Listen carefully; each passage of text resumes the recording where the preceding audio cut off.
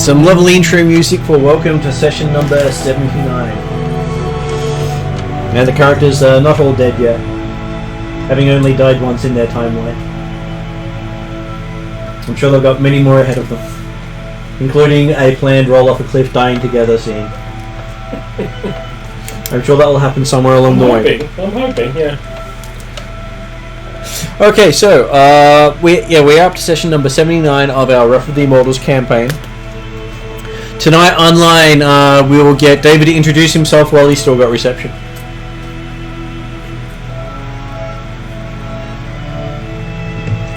Hello, he's dropped out. Hello, I'm David. I play Plarman, but I'm a bit of a wimp. Well, I just noticed he has dropped out, so we'll get Jeremy to introduce himself, and maybe if we get Plarman back, we will get him to say hello. Oh, good evening all. I'm playing Dimitri Dimitros, the Trellen wise man and sage, and all-round wondrous guy to have with you at all times, because he'll always have the answer you need. May not be the answer you want, but it's the answer you need, I'm sure. Well, but that's half the problem we face is that people don't recognise it's the answer they need, and they ignore him. And what happens? Bad things do happen. Also online we have Martin. Yes, I'm playing Trellen Silverleaf, Kensai Monk, elf, and I'm hoping that we can move ahead in the progress of this mission, which seems to be centred on me. I'm sure we'll get lots of progress tonight. That's me done.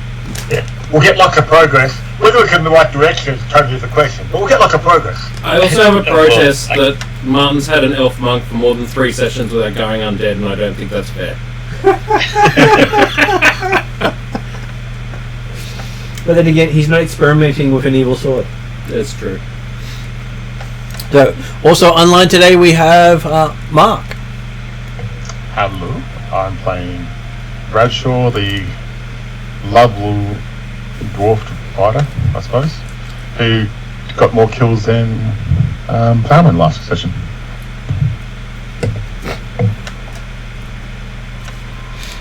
Even with him on the horse too. I'm sure if you claim the horse as one of your kills, you'll have far more kills than the horse ever will. Very true, very true. So at the table today we have Emrys. Hello! Sit at the table. I'm at the table. I'm the only one. I'm going to take my shirt off by the end of the game, so, look out for that. I play Nasty Stump, who turned into Simply Red, who turned into Captain Crimson. A halfling fighter, lover, captain, philosopher, doctor, crochet specialist. One of the 15 dread pirates of the setting. One of the 15 dread pirates of the setting, and absolutely the best looking. And as he's not here, I also want to introduce my sidekick Plarman, who likes to help me out with my adventures. And even though he's not that great, I do like to, give him a few bones here and there and let him, enjoy a bit of notoriety, that word. Yeah, that's me. Okay. In the storyline at the moment, they are travelling through the forests of Alphatian, looking for what they think is a beholder chasing a unicorn, which I'm sure has no connotations to what's actually happening or is happening, depending on how you look at the world. The amusing thing is, with any form of prophecy or prediction, sometimes it's factual, sometimes it's just a interpretation of what your future may be. They had travelled to the city of Alphatian, taken a highway through the forest trees, and there Plarman got to experience his first actual combat on horseback out of when did he join? Session 15 or 20, somewhere around there. And I think it actually was a highway. like highway. Literally high. It was literally a high road. But like It always takes the high road. and the creatures there, Sorry, I started there for a second. Sorry. and the creatures there had only managed to slow you down momentarily before you made it to the elven city of Ainson, where you were told that for your trip to Dewdrop you'll need to travel without your guide, as this is part of the coming of age of Trellen, considering he had not chosen a clan or anything else, and may actually get an adult name, because all elves get an adult name when they go to these sort of places. Right. I was pretty happy with Trellen, but whatever. Well, hey, you don't have to actually change your name, but from the elven perspective, you never actually grew up, even though you were a you're an adult halfling. You were never an adult elf. Right. Because you hadn't chosen a clan, you hadn't actually gone to one of their holy places. Cool. Which meant if you lost access to the holy places, you may never actually have been accepted by the elves. Okay. Because that's part of their culture. Alright. So they have sent you off to experience the location known as Dewdrop, which you had travelled through the forest to reaching it about, I believe we said about midday as you entered the area. Okay. Was this one of those places where you didn't want to be around at night? The entire Elven Forest is where you don't want to be around at night. They don't recommend any nighttime travel, because not even the elves use the highways at night. So doesn't that mean they'd be quieter? Because no one uses them. Oh, they do the same. Go ahead. Yeah, I was just thinking that my vague thought then is that actually it was approaching nightfall when we got to Dewdrop in the sense Yeah, that was right. It was correct. You were approaching it at night. You had to push hard in order to get there in time. It's because you couldn't travel with mounts and you had a slow person with you. Yeah. Look, I'm not that dumb. No, it wasn't you. It was the dwarf. And which version of slow were you admitting to there for Bradshaw? Well, Bradshaw couldn't use his mount, so therefore he's slow. So, because his brother, the mount, didn't want him to be mounted on him. Would you like me to make you some Bradshaw's stilts? always slow. Would you like me to make you some stilts? No, it's more that the goat said, "You get on my back, I'm going to kick you off the tree." So, pretty much had to go with walking beside the goat. Whatever Bradshaw's mounted on, it's no difference to the fact that she's slow. So much for all that. Oh, my sidekick's back.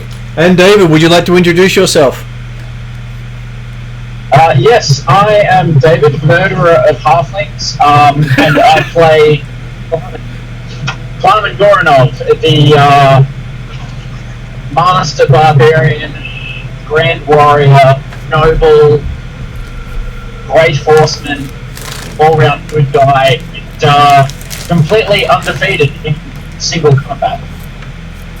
I really want to challenge someone. Just to clarify, David, you missed my intro for you, so you should go back and listen to that later. I'm sure it will Yeah, be... but all I really need to do is assume, and there's a reason that I said I'm David, killer of halflings.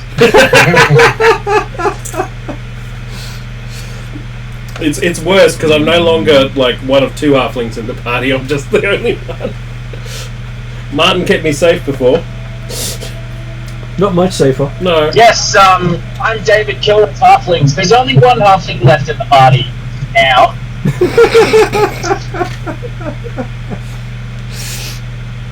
Okay, so you have travelled through the forest, spending the day on foot, not able to get right on horseback due to the fact there are no roads where you're going, and it's considered full of jokes today.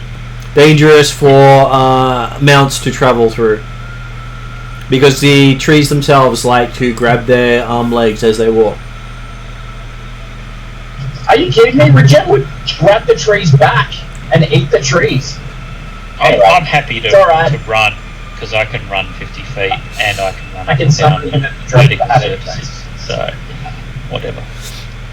So Trellen is basically dragging his feet while leading the rest of the party, going at half his speed.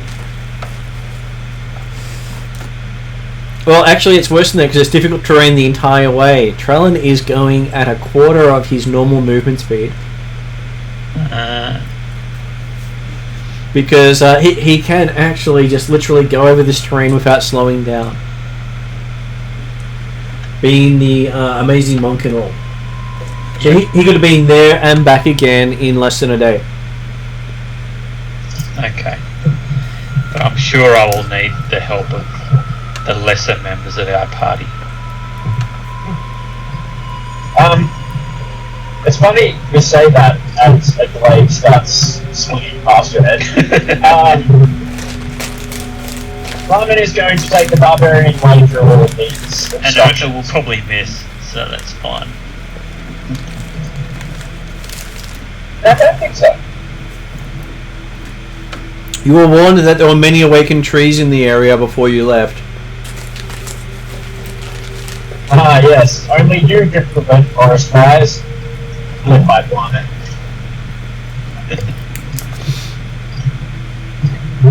And they warned that whatever you do in the forest will most likely be done back to you. I pulled out my pants. What? I was about to say something. Okay. But hey, I'm a dwarf. No, I'm a hated it completely. Whatever I do is definitely going to come back double, I think, personally.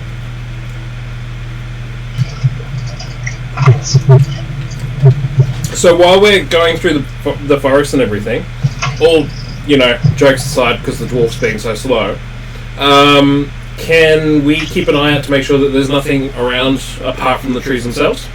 Well, it is a fey forest, meaning that there's going to be a Why lot. is the dwarf going so slow? Sorry. The dwarf, okay, you weren't there last session. Bruce just said I was not allowed to mount him and travel him as I use him as a mount, as he's been my brother, so me mounting my brother wasn't a good thing, and we decided that we shouldn't go any further with that. And that actually wasn't the reason why he's so slow at the moment, because no one's on mounts. Oh, that's right, yeah. That was where I was trying to say to. They were walking through the forest on difficult terrain. Yep, just remember that, sorry, Martin. So he's just going slow because he's short and a dwarf, right? He's got a slow movement speed, yes. Very much so, and I believe. Can somebody do me a favour and figure out the carry capacity for a strength 20 character, please? I'm sure you can dig it back immediately. Well, yeah, I've got a strength 18, so I can help. Yeah, Oh, I that's don't right. need one. Carry in between you. I'm sure that'll be fun. Yeah. +9, isn't it? But you've also got to remember that technically, in 5th ed, base movement speed does not actually affect your overland speed.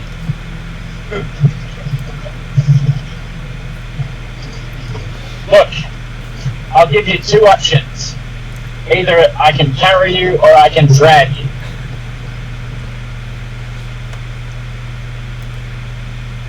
Heavy load you won't is drown. 201 to 300 pounds. Pass armor. So light load I is don't have 100 any pounds, or 200 to 300. You did lift me last time. I'm not sure if you lifted the goat as well. I can't remember that. But There's a difference between lifting a person and running with a person. I can't remember the last time you lifted and ran with me was Oh, he had strength 20, didn't he? So no, that's 267 to 400. He could do it. When we were being chased by the... I'm juggling it.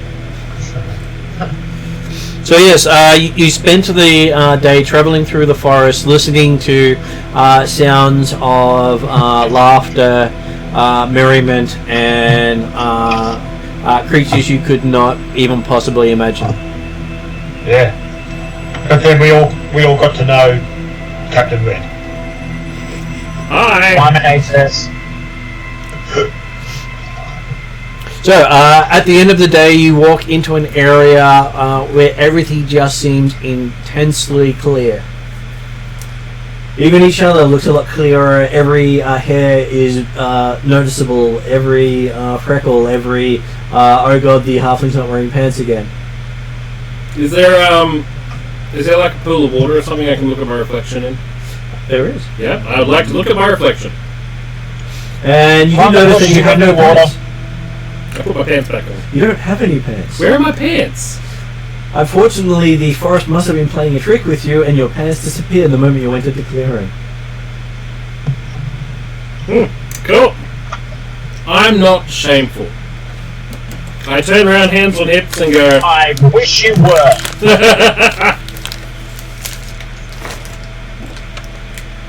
Am I the only one missing pants? Yep. Excellent. And everyone gets a view of Captain Red that will never dull with time, that will never diminish, and every time you see Captain Red from now on forward, you will see that picture of him standing, hands on hip, facing you with no pants on. Also, can I clarify, That'll keep them warm. Nice. every inch of my body is covered in burns. Every inch. I imagine the scrotal burns are not a fun time. It kind of mushroomed out, actually. Or even, I imagine that gooch burns are even worse. Bradshaw just goes, you should check that out, get that checked out, and that's all I say. So. Didn't say what it was, but I just say you should check it out. It's all about the texture, buddy. I get my bag, my unlimited bag of apples, I throw one at you, that'll be better for your health. I dig a hole into the apple and place it accordingly.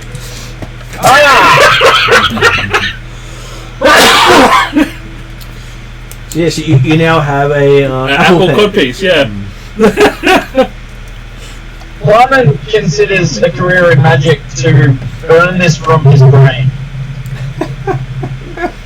So in all seriousness, do I know why my pants are missing? Apparently you made a joke to the free creatures. I'm assuming I would probably have a spare pair of pants or underwear or something. Possibly, except you look through your bag and They're all that's not gone? there Okay. either. That's Because cool. apparently this is what they do. You might have it when you leave the clearing, but while you're in the clearing you have no pants. That's fair. I'm imagining the Lego movie. Honey, where's my pants?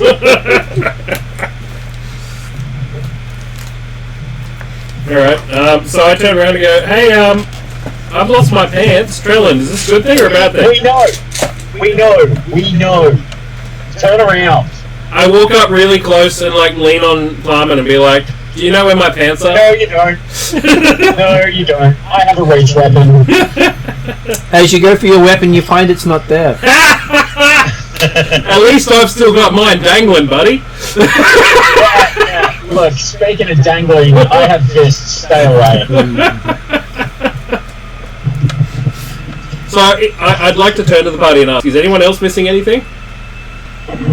Ramen turns around. I wish you were missing something.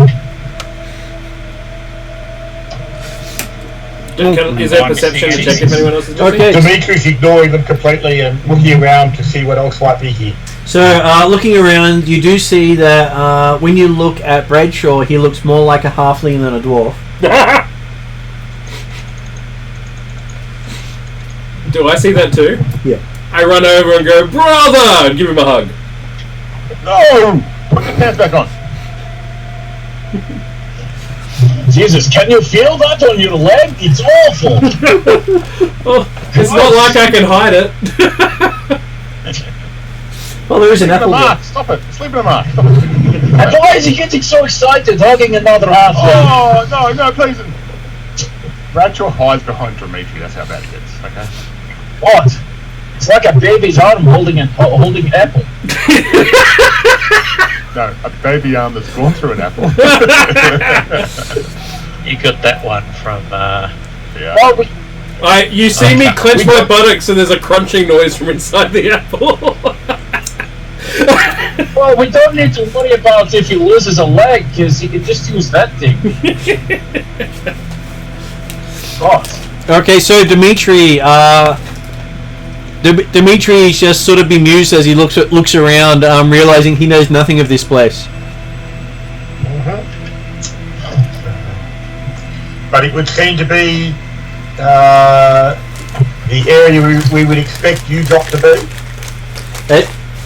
It has weird effects that you can't even begin to understand. And the more you think about it, the less you understand about it. It's always good to have questions available to answer. And the more Dimitri thinks, the more Dimitri starts to question everything. Can I run over and grab Trellen and push him to the center of the clear? That we know Dimitri to be. I grab Trellen and drag him to the middle and go, quick, do something. And Trellen feels peace and quiet and serenity, no matter how much the rest of the party's making noise and doing stuff. He feels welcome like he never did as a halfling. Right. So am I missing any stuff? You don't appear to be missing anything, but then you didn't really need anything. Okay. And looking around at the others, they all seem to be focused on something specific about them that is not there.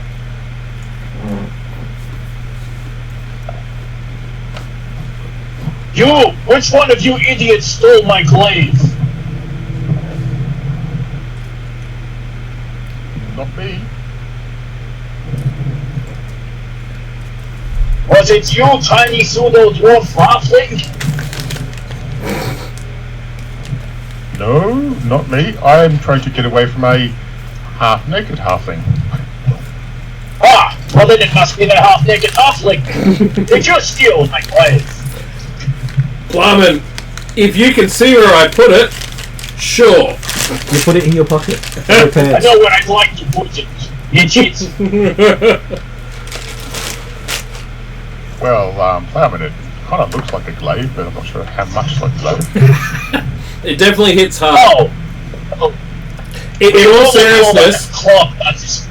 apart from Dimitri and from Trellen, it looks like we're all missing things or something's changed about us. Is this magic? And I turn to whoever knows most about magic, which is obviously Dimitri. Dimitri, is this magic?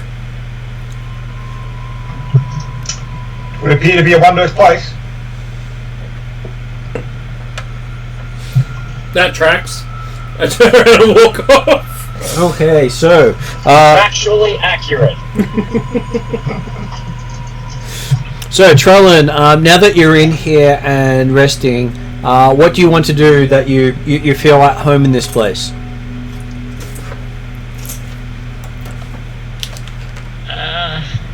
What does Trellen want to do?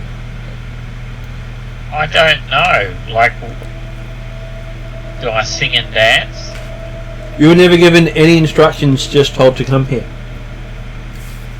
Alright, I'll sing and dance. Okay, give me a perform roll. Oh, this is going to be bad. It can be as bad as you want it to be.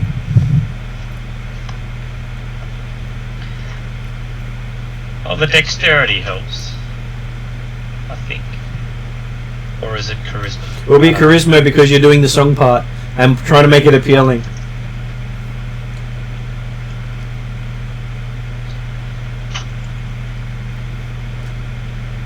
Seven. So 7, you do this wonderful off-key rendition. What's the theme of your song and dance?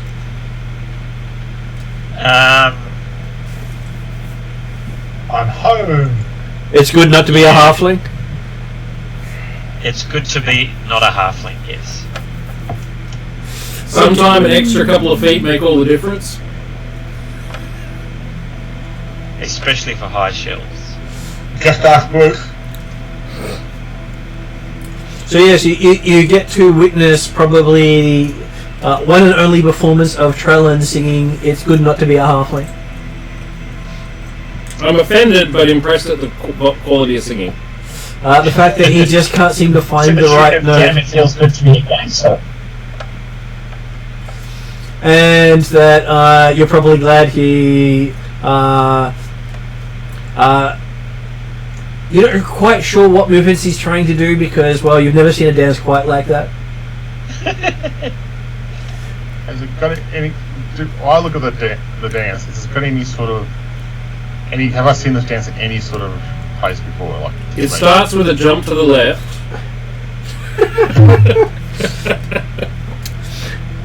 Well, to put it this way, your Pathfinder character, Pinwinkle, would have had some competition. Oh, that good. Oh, okay, gotcha. Understand now. Okay, so yes, after Trellen finishes his big showpiece to everyone, you hear the sounds of applause from all the trees around you. Oh, that's nice. So no matter how bad he is, he's still greeted as if he's a rock star. As I said, it's good to be home. Everyone appreciates what you do. Does anyone know what we're supposed to do here? I just came along for the ride, Rachel says. Well, we're meant to solve whatever this unicorn being followed by a beholder storyline is. So, If this is Dewdrop, I was kind of expecting potentially a few more residents.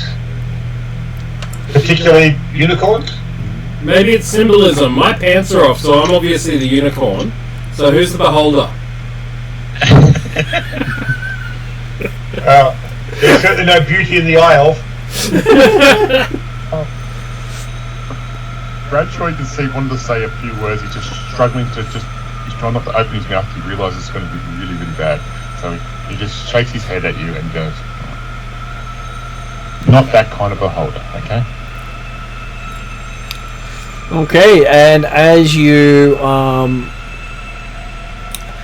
talk, you see little motes of light come out of the trees towards you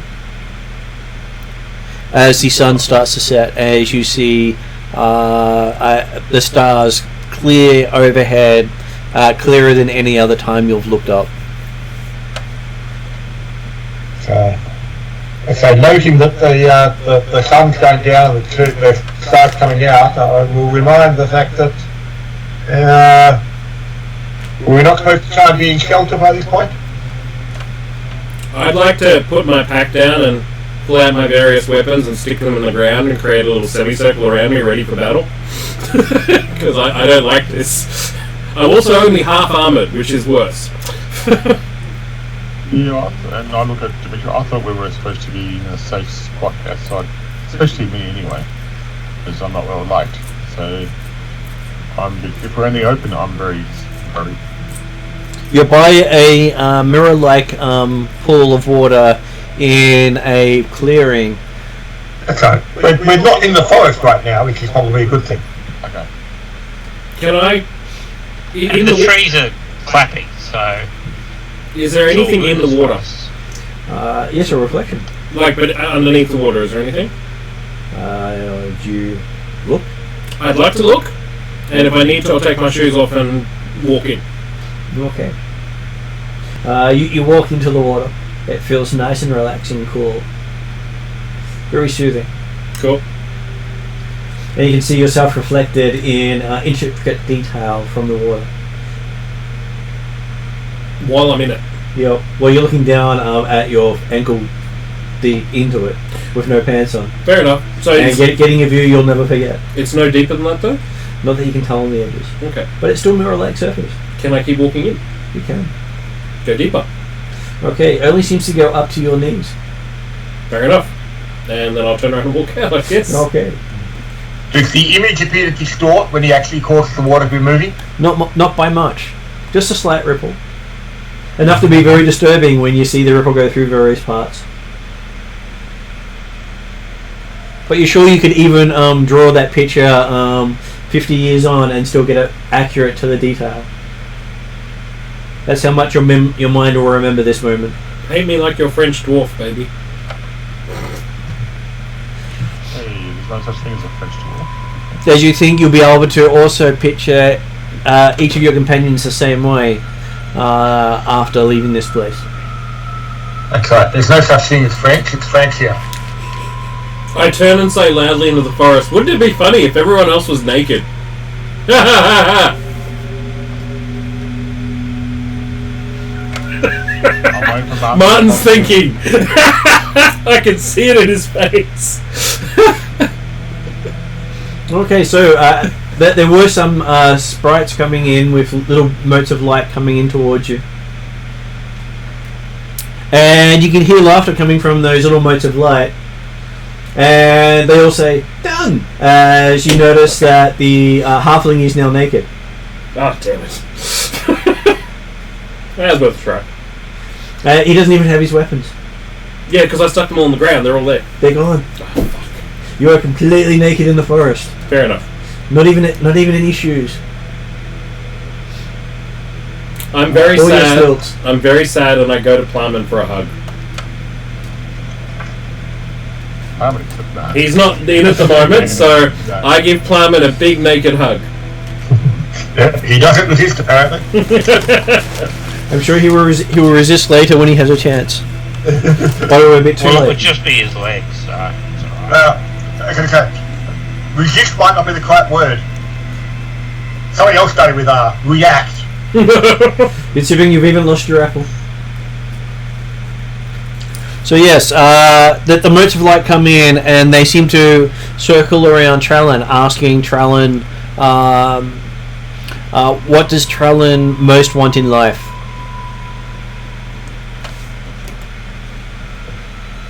I don't know. To belong?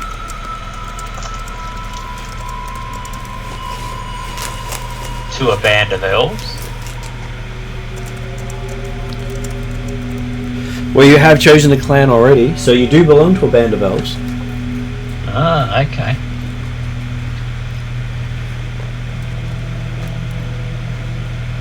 So that is one wish you've already had made. What is something you want to achieve in something you want to achieve? I'd like to solve this unicorn versus beholder issue.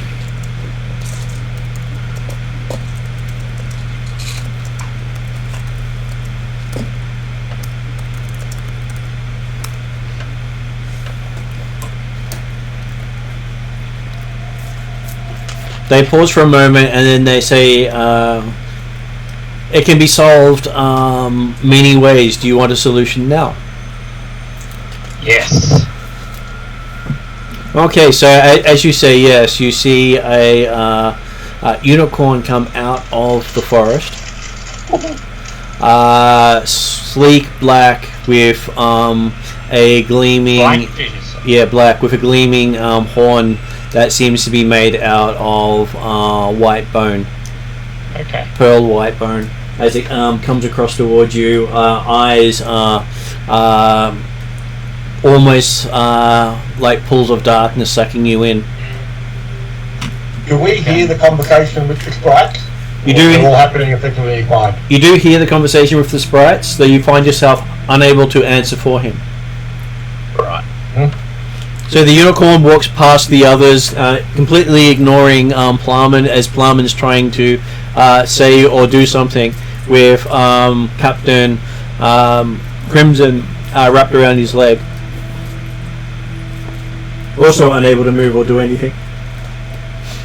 As the unicorn walks up to Trellen, it says, what do you wish, child of the forest? I'm hoping that there's a beholder following you. So we can sort that out.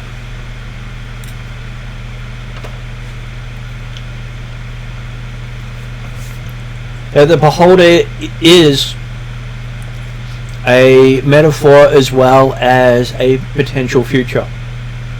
Depending on the choices you make, you will affect this forest.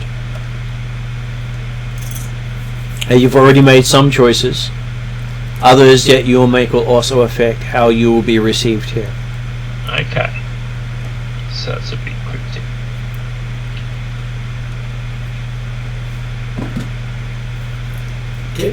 Can you ask? Do we hear the unicorn speak? You do hear the unicorn speak. Oh, we can't respond.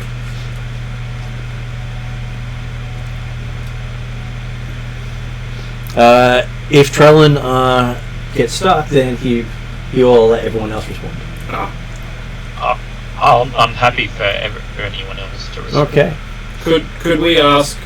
You said the beholder is a metaphor. A metaphor for what? A metaphor for choice. Whose choice? Trellen's choice. Trellen will choose whether or not he'll be accepted or rejected. And if he's rejected, then he'll be rejected for the rest of his life. But I've already got membership in. You've gained membership in a clan, but you are not fully accepted. and The if you- choices you make in your life as an elf reflect on how other elves will accept you. Doesn't matter that you were once a halfling. What matters is how you treat the elves, the elven beliefs, and the gods of the elves, more so than how you lived your life as a halfling, because the elves do not care about your previous life. And the length of life you've had so far as an elf is very short. Okay. You are still the equivalent of a child to them. A child who skipped adolescence. However, our understanding when coming here was not for Trellen's personal development, but to stop the disaster that would befall, that was prophesied in the dream, of the collapse of Elfheim and the rest of the world to follow if the unicorn was not saved from the beholder. It says, yes, if he did not come to a place and find out what he needs to do to and choices he needs to make, and make choices, then he would forever be unable to be part of the elven people and always be an outcast, Is Trellen the beholder? as well as a unicorn. No. It sounds like that was a yes. Mr. Unicorn, sir, whatever the dwarf would say. Does this mean Trellen must pass some tests to prove his worthiness to his clan? All Well, I elves, believe it's more indicating the fact that the fate of the world relies upon Trellen's choice. No pressure, though. more the fate of the forest relies on his choices. But as I say, the implication is from the prophecy was that if the forest falls, the world won't be far behind.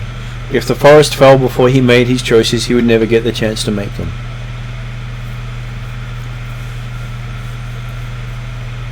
And not all things last forever, the unicorn says. Mun, can you ask what the Okay, we choice can't is? try and hold on as long as we can. Yeah. So you ask what the choices are? Yes. One of them was to choose a clan. I thought I already did that last week. You did. That was part of the journey. You did the journey is not tick tick tick. It's about being more than just an elf. It's about becoming part of the elven community. Okay. So your character still hasn't become part of the community you've chosen. There is more to being an elf than becoming tall and getting pointy ears. So No matter what the gods might do for you. So until you swear fealty to your clan leader, you are still a child, Yes. and you need to give the clan leader your adult name for you to be truly part of the community. Otherwise, you're just observing it from afar, But never part. I'm in the right place in Dewdrop. Dewdrop is just a place of revelation. So where else can I go? Presumably the hometown or home location of your clan. You must travel to the forest of Raphilion in Karameikos, where the Kalari elves who you have chosen to join are homed. Until you swear fealty to the head of the clan, there you will never be a true elf. Alright.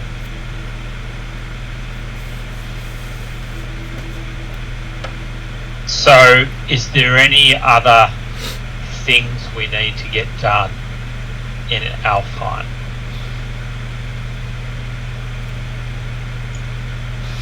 He looks at you and says, "That is not your task. This may be your only visit to Alphheim."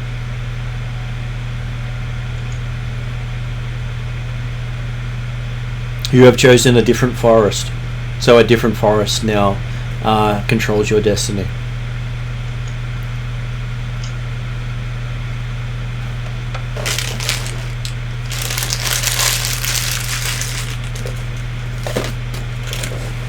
Yeah, that doesn't make a lot of sense, but You'll learn if you grow older. Well, you have centuries to understand.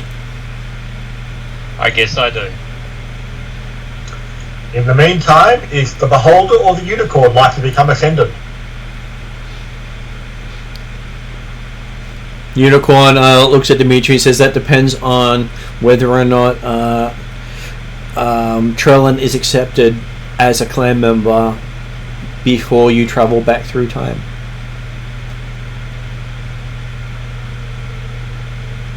I think that would be a good thing. If Trellen is not accepted as a clan member, then he may never be accepted as a clan member. Well, that sounds like a important task. I guess we can return to Caldara. As there are 10 major clans of elves. Well, 20 actually, but there are 10 main ones that you know of.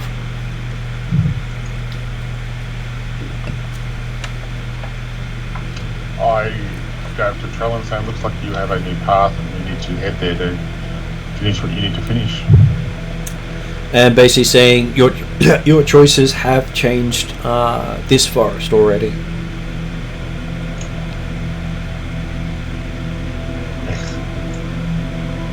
I look at the unicorn, is it in a good or bad way or yet to be determined? It looks at the dwarf. From a dwarf's perspective? I'm from a Trellen's perspective, please. Then why did Trellen not ask? Sorry, Trellen, you may. And I should go back. What am I expected to say? I just asked, what have you said already that's actually caused effect of the forest? Is it a good or bad thing?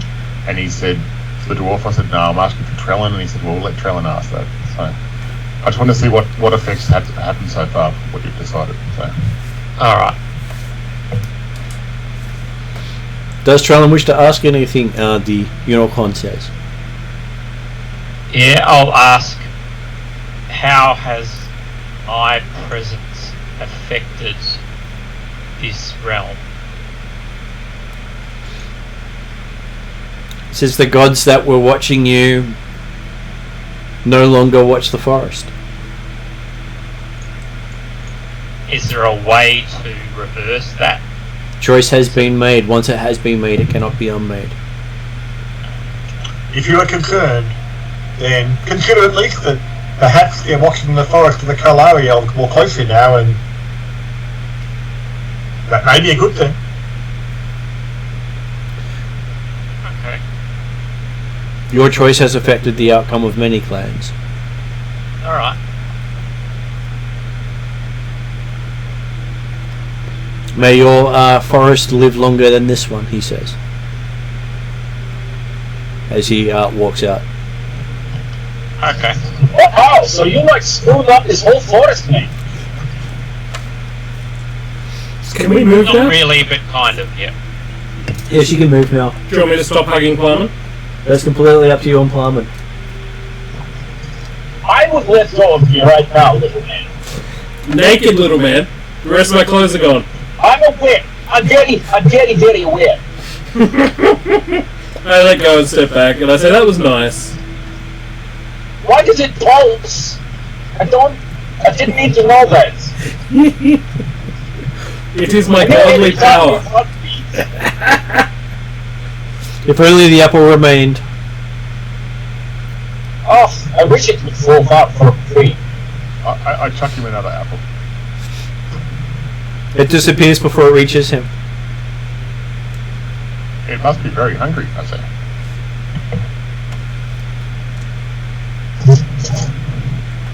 Anyway, so you destroyed the forest, you need clothes, and we need to get the hell out of here. Yeah. I agree. I think we need to go back to Trellen. So what's the quickest way to the Karameikos lands? That would be through Redrian's inn in Alphatian City. As you think that the group of you open your eyes and it's morning. You see that Plowman has his axe. You see that Thank you, mysterious voice from the sky. Crimson has his clothes on. Oh, they're back? And my weapons? You never pulled them out. Ah, cool. Oh, thank God. But you have this perfect recollection of the night before. It's like a dream you've never had before. Everything's so vivid in detail. Do we feel refreshed after a night's sleep? Do you have like a dagger or something, like a pointy knife? No, my pants are on now. No, not you, idiot. Shut up. Dimitri, you have like a knife or a dagger or something. Yes. Can I borrow it to gouge out my eyes? Because I never want to have to see anything like that ever again. Well, you know that fingers will do the job better. No, Less dangerous no, in fingers fingers. will do it slower. It will do it much slower. And without eyes, you'll remember that event so much more vividly. Because it'll be the last thing you ever saw. If I get lucky, the knife will go all the way into my brain and kill me. And then I will die undefeated champion of what? So if I need to fight Plowman, I need to take all my clothes off. And then I win. I will cut that thing off, little man. Well, And then I will use it to beat you with. That's right, I'll beat you off while beating you off. It's not the worst way to go. But yeah, so if it suddenly become morning, do we feel rested after a night's sleep, or is it been effectively 24 hours away? You do feel rested. And you do see that the area around you is exceedingly clear, and that there is what appears to be a settlement not far off the other side of the pool that wasn't there when you came in at sunset. Oh, we should check that out. Because it could be, Does it look like the settlement of Ankun? It is not. It is on the forest floor, unlike most of the other settlements, which are in the trees. And the buildings themselves, while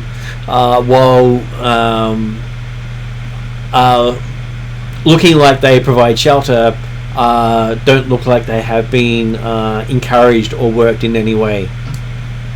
So most of the elven buildings are where they've convinced the trees to shape the way they want them so to. they're intertwined. Nothing here looks as if they're specifically grown. Like that. It just looks like they've naturally occurred that way.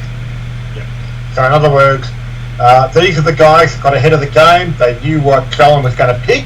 They saw the forest was going to die. They got to get out of the upper trees early and not rely on making the trees do what they want. These guys are elves ahead of their time. And it doesn't appear to have any elves there at all. Are they unicorns? Looking in there, most of the place is quiet. It seems to be a settlement that could cater for maybe about 100 people, and at the moment there is no one there. It used to be deserted. So So, Is there any evidence of recent habitation? They have places that look like it was used maybe a couple of days ago, but considering how well preserved this place appears, it could have been years, centuries. Hard to tell, because things don't seem to age here. Any evidence of fire pits or anything like that? Doesn't appear to have any fire pits whatsoever, but they do have tables and what appears to be a classroom, and the place is set up very much like open amphitheaters. But all wood button, no stone or anything like that? There doesn't appear to be any stone here whatsoever.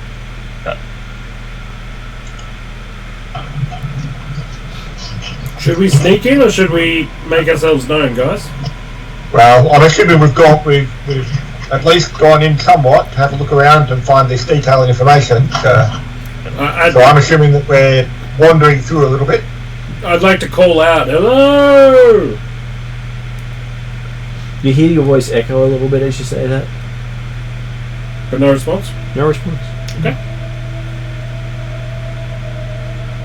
It is eerily quiet. Plyman summons Regem. Regem doesn't appear. But you do hear Regem. What a dick! Regem basically has the response of can't come there, not allowed. Nerd! Because Bruce was at the old other elderly tavern, wasn't it, Fun? Who's left all those horses all out left Yeah, anyway? all the back left at Axel. Yeah, cool, Yeah. okay. I can't remember whether you said it, man. Was the mirror pool still in the middle of the clearing? And you The could mirror go pool inside? was on the clearing, and the small settlement was on the other side of the pool. On the other side of the pool, so Yeah. so kind of still in the clearing, from what we would have thought of the clearing last night. So Yep. Right. so what happened to Dewdrop? Well, this is probably Dewdrop, and where we were last night, Dewdrop was unavailable for a couple of reasons. So, whether that be at a time, or more likely just out of sight, held by protected by the illusionary magic of the spikes.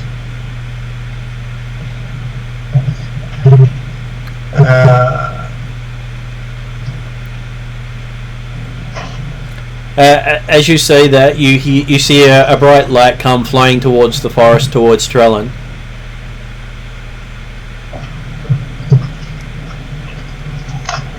Dimitri will call out duck. Is that for me as well? What do you duck? No, I'll just cop it in the face. Okay, so stopping about an inch in front of your face, the bright light starts talking to you in Sylvan. Cool. I'm assuming you understand Sylvan. Yes, I did get that language. Okay, so it is asking you, are you here to teach or study? Study. And what are you aiming to study while you're here?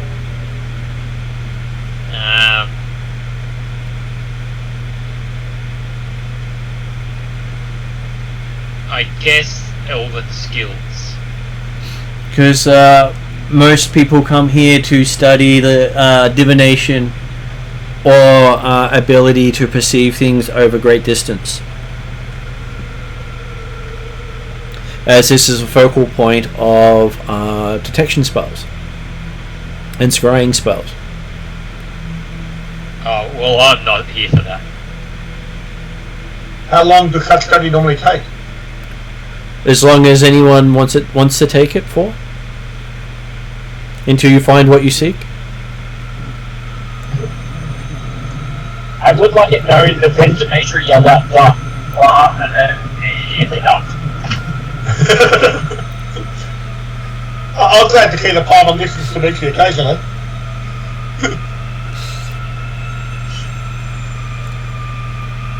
So yes, you normally stay here until you find what you seek, or learn that there is someplace better to go for what you're looking for. But this is a focal point of magic that allows you to see things from afar.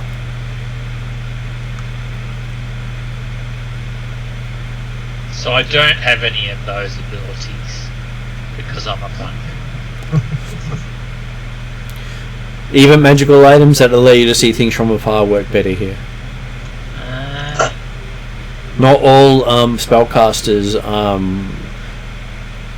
are the ones who gain benefits from such places. What about Redrian's staff? He doesn't know what a Redrian staff is.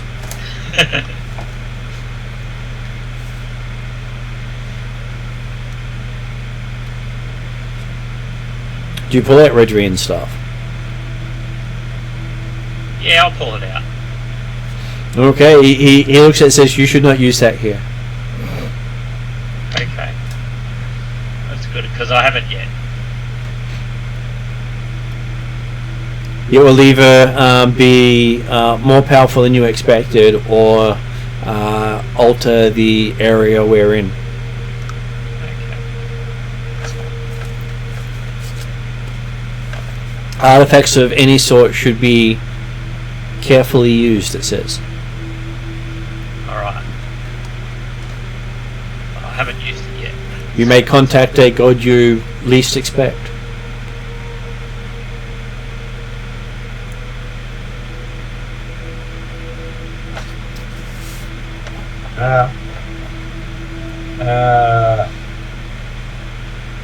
As much as I would love to spend time here and conduct further study, or any study, I am concerned that perhaps we need to get to Kalari. Is that where Demetra would say, we'll have to get to Caldara. It looks at Dimitri and says Traldara no longer exists on the outer world. If you wish to travel to the Hollow World, unfortunately he knows no magic that can take you there. That's alright, I know pathways. Is there a Karameikos here? There is a nation, a young nation called the Duchy of Karameikos to the south of the mountains that are along the edge of the southern forest. But we can go back to Alphine, the capital city, and then take a port south. Is that right? He does not know of a port in Alfheim. Since when did they get ships docking there, he asked.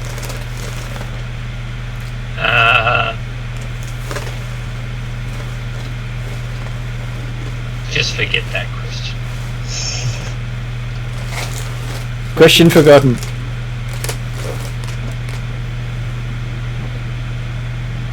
But then he looks at you expectantly.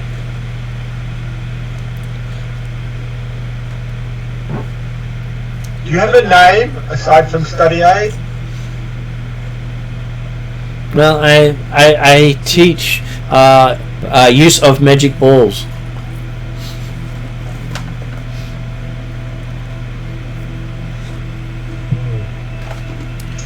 Do you have any items that you use for practice? I use reflective pool over there to allow people to see other things. It is okay, Dimitri. I have 2 magic balls right here for you. He looks over at Plumman and goes,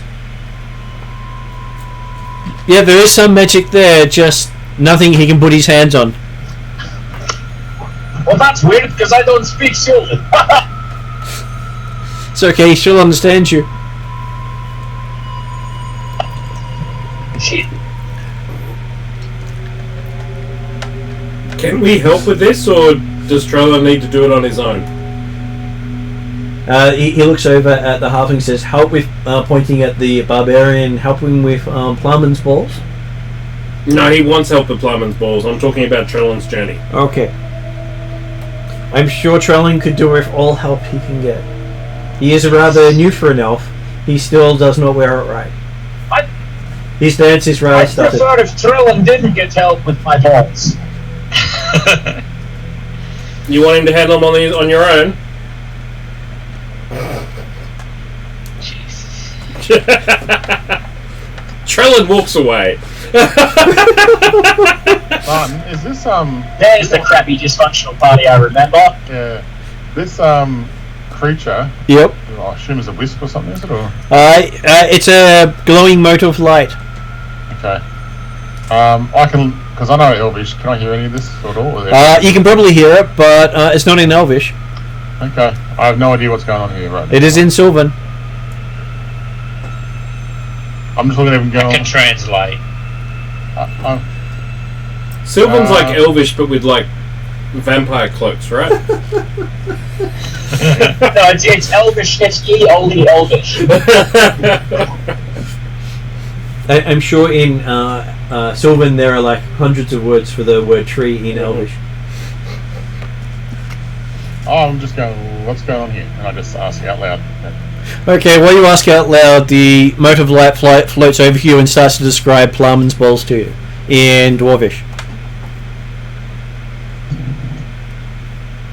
Well, I don't need to know about his balls, thank you, thing.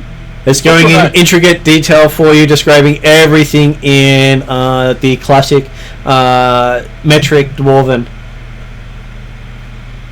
Oh, metric, so it's a bit. I wish Plumman knew Dwarven. Wait, what is he telling you, Bradshaw?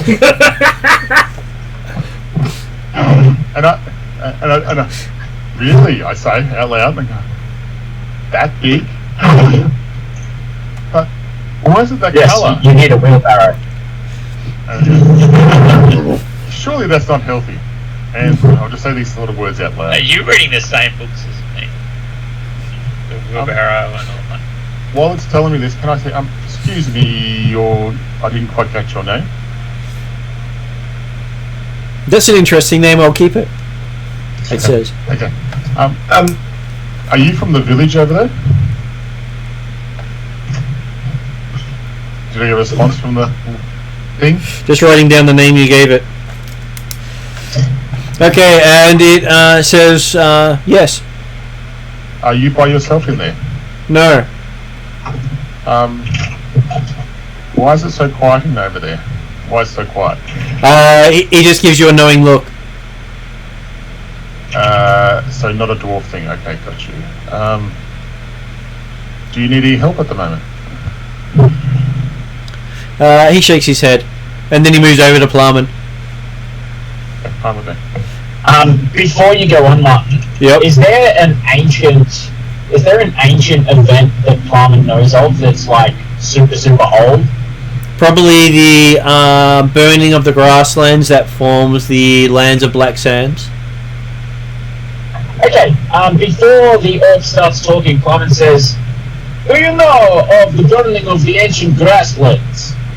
It bobs up and down, going, yes. When did this happen for you? How long ago? It pauses for a moment and says, before the elves came here. So, in the measure of years, roughly how long ago? It asks, what's a year? A year is a rotation. Oh god, I'm gonna have to flat earth at this, aren't I?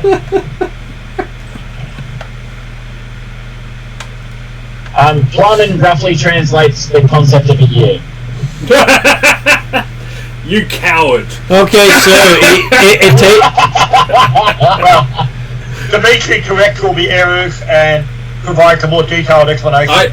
I step forward and say, each night the gods close their eyes and we have darkness, and each morning the light comes back as the gods open their eyes. A year is 365 openings of the gods' eyes. Then looks at you and says, I don't think so. That was worth a try. At least I tried. Bradshaw just shakes his Yeah. head and just doesn't look in the other direction. Alright, so Flyman, with the help of Dimitri, is actually quite happy to allow that. Explains the concept of a year. Okay, so after explaining to it, it says it sort of understands, but it is quite a long time ago as far as it's concerned. But it feels like yesterday to it. Okay. So let me see if I can get... Anyway, what? Are you able to use this event in your pool? Just about to see if I can do that. Just a question. Are we talking to a Fae with dementia? Because it would explain some of the answers. No. But I'm currently trying to triangulate time. I didn't know I could do that. if you're talking, if we're talking to a Fae that can quite happily look at any point and place, time, or distance, then events occurring become irrelevant. Like the time and since the event, because he can look at it today. Yeah. So when he said it felt like yesterday, hey, maybe you looked at that event yesterday. Yeah, I'm actually just, so Flyman's got this idea that we've gone back in time, and if that's the case, he's immediately going to leave the party to go in effect. He's going to go plant the idea in the Ethangarians, or what will be the Ethangarian heads, of the great coming of Flyman. Okay, so it says it happened nearly 3,000 of your year-like structures ago. Does this correlate with the time in which Flyman knows it to be? It's roughly it's roughly accurate. If you knew the exact year it happened, it would be 2,709 years ago. Right, so just to satisfy Flyman's curiosity, we're essentially saying that we're existing at the same time as Flyman's. But if it makes you feel better, you have gone back in time for the second or third time at the moment. Well, First time he's gone back in time for this character. We've only done the one loop so far? You've done the one loop so far. What about the last one? Well, he hasn't done the last loop yet, so his current character has only travelled back in time once. Okay. yeah, because one of them was... Anyway, alright, so, Flyman lets it go. Alright, what do you want, weird little orb thing? To find out how he can teach you, because you apparently are here to be taught, as you do not have any magic about you to teach. I'm not here to be taught, I don't care about magic, it is annoying. I'm only here because these other idiots are here. It bobs a couple of times in front of you and then flies off. It flies over to Captain Crimson. Hello, little friend. It liked your story last night. Oh, did you? Thank you. They will watch them today. Did you like the flaming donkey? There was a flaming donkey. They just liked the no clothes and the pants on. Oh, that one. Yeah, okay, fair enough. Alright, so... what can I do for you? Are you here to teach or be taught? Be taught. What are you here to be taught? What is needed to do right by people of all types. Well, that might take you a lot longer than you think. No, I know how long it will take. I have been put on a journey by my god, and that is to do good. Well, if you're being taught how to do good, you're not actually doing good. Which is why I need more teaching. Have you got the good book? I have a book, and I pull out the book of Simarak. Do you follow the book of Simarak? As best I can. Then you are doing what Simarak has asked. This is my Our help. teachings is not the teachings of Cimarron. No. Would that be appropriate to be taught the teachings of another god? Because Yes. they do not because they normally conflict. I wish to understand all the teachings, and then I'll find what is good from them. There are 180 different teachings of what is good to do. I have a long line of learning to go. My belief is that I will be taught the teachings of as many people as possible, and I will find the good within those teachings to Well, it's follow. not the people that provide the teachings, it's the gods. They're not people. Fair enough. Well, I wish to learn from the gods. Flamen says under his breath, I've got the lesson for you right here, boy. I turn and blow a kiss to Plummet and go back. So not all teachings are... Flamen throws an teaching good. axe roughly in your direction. Perhaps I should ask another way. Is there anything that you can teach me? Okay, so an axe goes flying through the mote of light. And it disappears. Was that Plummet? Yep. Yeah. Fair enough. I nod, put my book away, and just wait, I guess. And the axe also disappeared. Did he lose his axe? Yes. Ah! Ah! It's okay. I have plenty more. Fair enough. Well, Unfortunately, we apparently do not have plenty more tutors. So, how much time does it look like it's passed during this? Looks like you've gone through about half a day in your conversations. And after Plumman throws the axe, you can't see any of the settlements of Dewdrop anymore. Yeah, As the sprite disappeared, so did all the buildings. yeah. good work, Plummet. What did you do, Plowman? Thank you. That ball was annoying. So does that mean we've gone back in time? Even further? No, you don't believe you've travelled in time at all, just that in the previous night you weren't given access to the settlement, and now that you've conducted violence on their grounds, you don't have access to it anymore. And we've also used up a half day of a full day's travel in order to get back to a safe settlement before nightfall.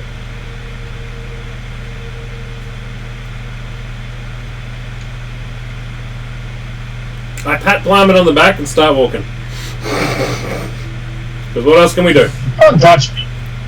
I would suggest that we are better off waiting here for the rest of the day, and hopefully the night will be somewhat less concerning. But now that the It's settlement's just a disappeared, space. isn't it just a forest around us? It's at least it's an open space, so the forest is not directly around. I thought once the house disappeared, the forest went back. You still have the clearing with the bull. Oh, okay, still the clearing of the pool. Alright, well in that case we should probably stay. Yeah. I'm just going to go to the bathroom. All good.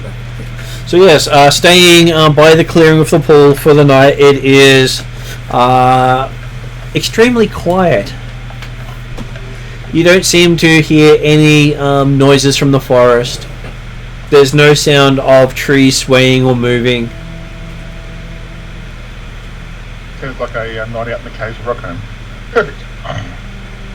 Not even the sounds of the earth moving and breathing.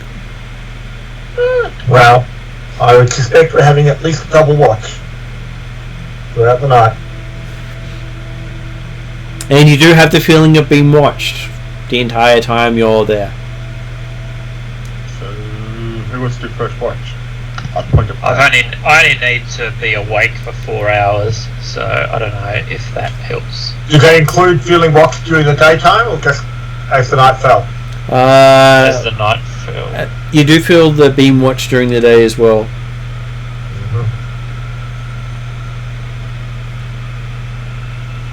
Well, But we're travelling while we do that. Well, no, I would suggest we haven't travelled for the first half day and for the afternoon. Then we've stayed the night in the clearing. Apparently, while feeling like we're watched the whole time, but nothing more than the feeling of being watched. And assuming we make it to morning, we'll aim for an early start. Okay, so morning does come rather bright to you. Much brighter than it was the previous morning when you woke. And you don't feel as refreshed as you did the night before. Feeling the aches and pains of the body. It sort of feels like you're had a rough night. Yep. I suspect with the expectations of being watched the entire night and for the afternoon, people were somewhat on edge anyway. So, as well as the effects of apparently the clearing was not as comfortable a campsite as it would have been under most circumstances. Mm-hmm. And as you go to set out, none of you seem to be able to leave the clearing until Trellen steps through first.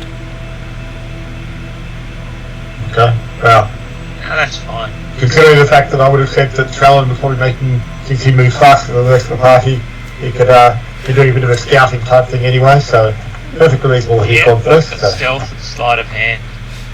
That's okay. As soon as he gets about 100 feet ahead of you, he won't see you anymore. Alright, well, I'll just stay 100 feet ahead. Hey, once you're 100 feet ahead of the party, they're no longer in your protection.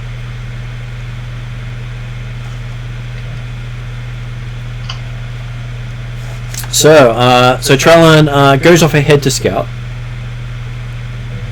and notices that he can't see the rest of the party. What does Trellen do at that point? I'll stop. You can't hear anything else.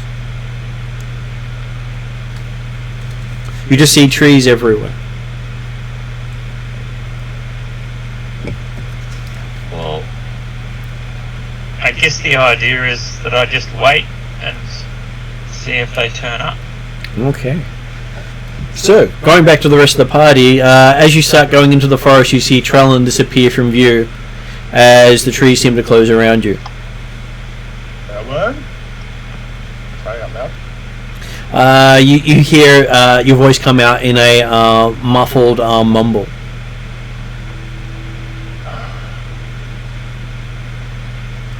Why do elves have to do these things every single time? I am looking at Dimitri at the time because I still think he's an elf. You have a feeling of malevolence from the trees around you. Can I calm them down? You could, but they're not malevolent towards you.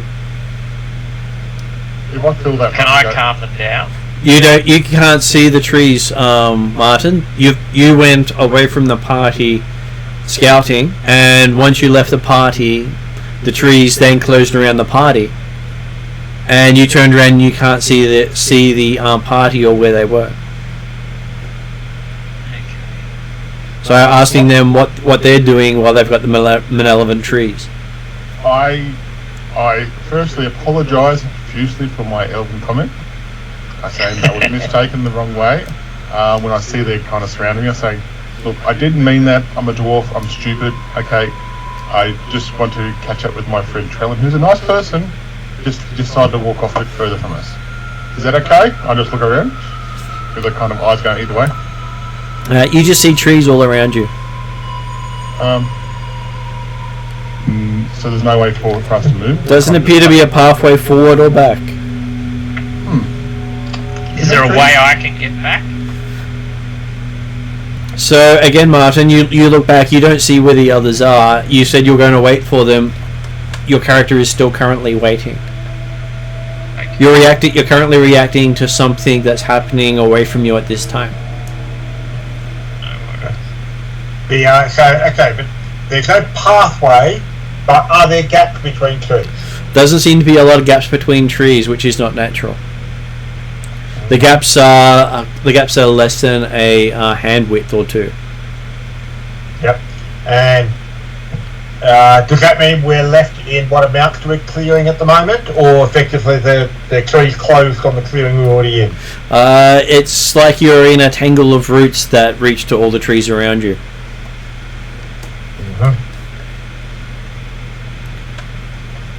And the roots do move as if they're like snakes, so you're sort of clambering above them. Hey, Dimitri, can you get us out of this mess? Well, it would be a lot easier if people didn't deliberately get into it. Well, I'm following you, so is this your fault or is it Plowman's fault? Is it Captain Crimson's?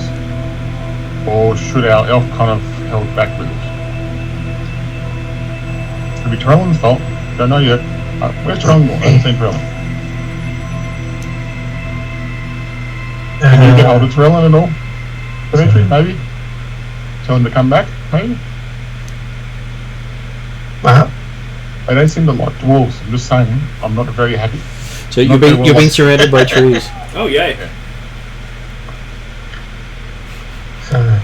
So I find it interesting that you decide that my knowledge, experience, and understanding of the world is valuable. No, but I need to get out of here. So we're being surrounded by trees? Yep. Are they attacking us? They feel very malevolent. But they're not actually, we haven't actually seen them move well, actually, because we're seeing tree roots and things like that effectively moving and twisting and twining.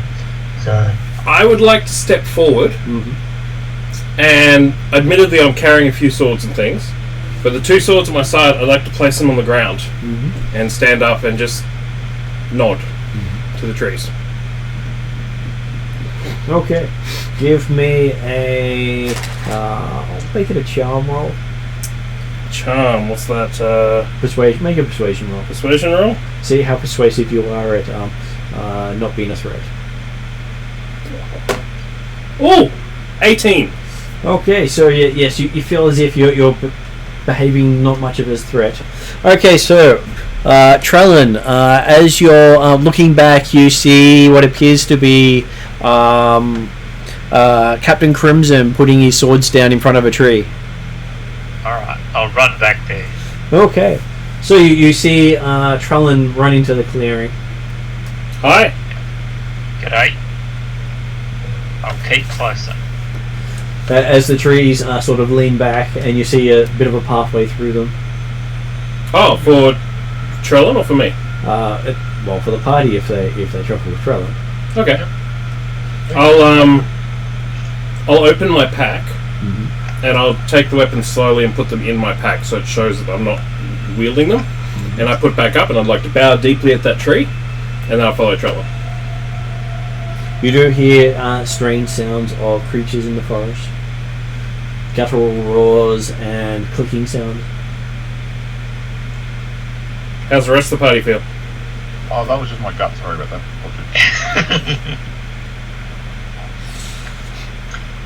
And Mark, be aware, I don't know if it's everyone else, but you're very quiet. How's that, guys? Better? Actually, better, yeah. It does help when you talk into the microphone. No, the mic was just further away, that's all. I'm just trying to keep my key voice. Now, drop your voice a little bit more gravelly.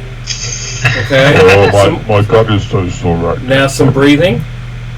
That's that. Oh, yeah. Any better? Yeah. And I look at Dimitri laugh, and I'll just follow Trellen.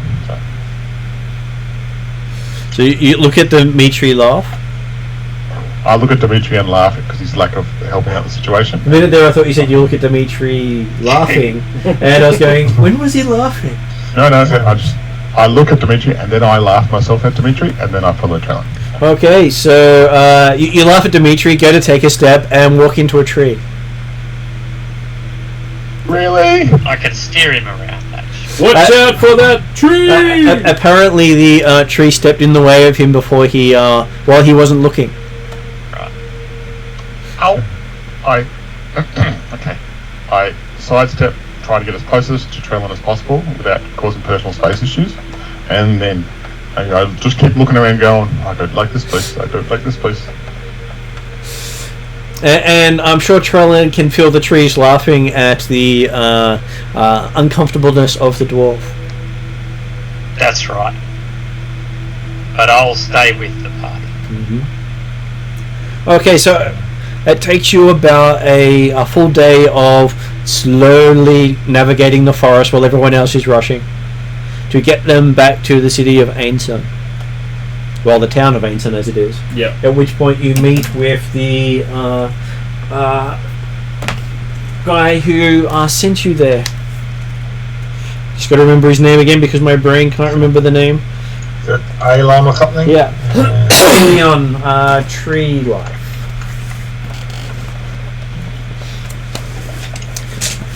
He says, greetings, how was your experience? He asked Trellen. We met the unicorn.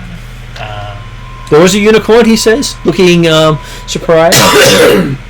There was definitely a black unicorn with a white. What are they called? Horn, he says, or hooves, or nostrils, mane, tail. Yeah, white horn. Halfling penis. He looks at the halfling and says, normally unicorns do not have a halfling penis unless it's in their mouth. He says, and then he turns back to Bradshaw Trellen. has the cat out laughing right now. Bradshaw can't help himself. He's always laughing, falling the floor in tears. He does add a little bit afterwards saying, you sure it's a mouthful? It would seem that the forest provided a spiritual mentor in a form that Trellen would recognise. Well, the forest has a life of its own. And it only lives and breathes by the people who inhabit it.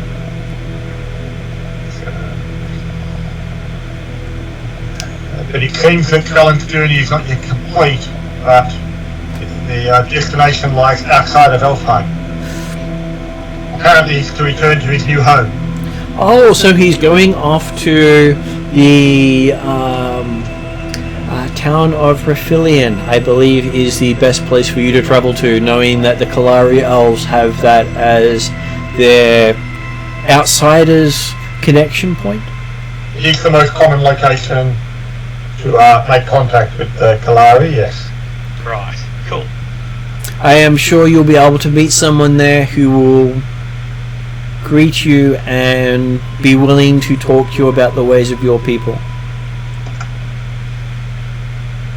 Though do not be surprised if you find that you also have to give service to the Duke, as most of the Kalari elves have to spend some of their adult life in service.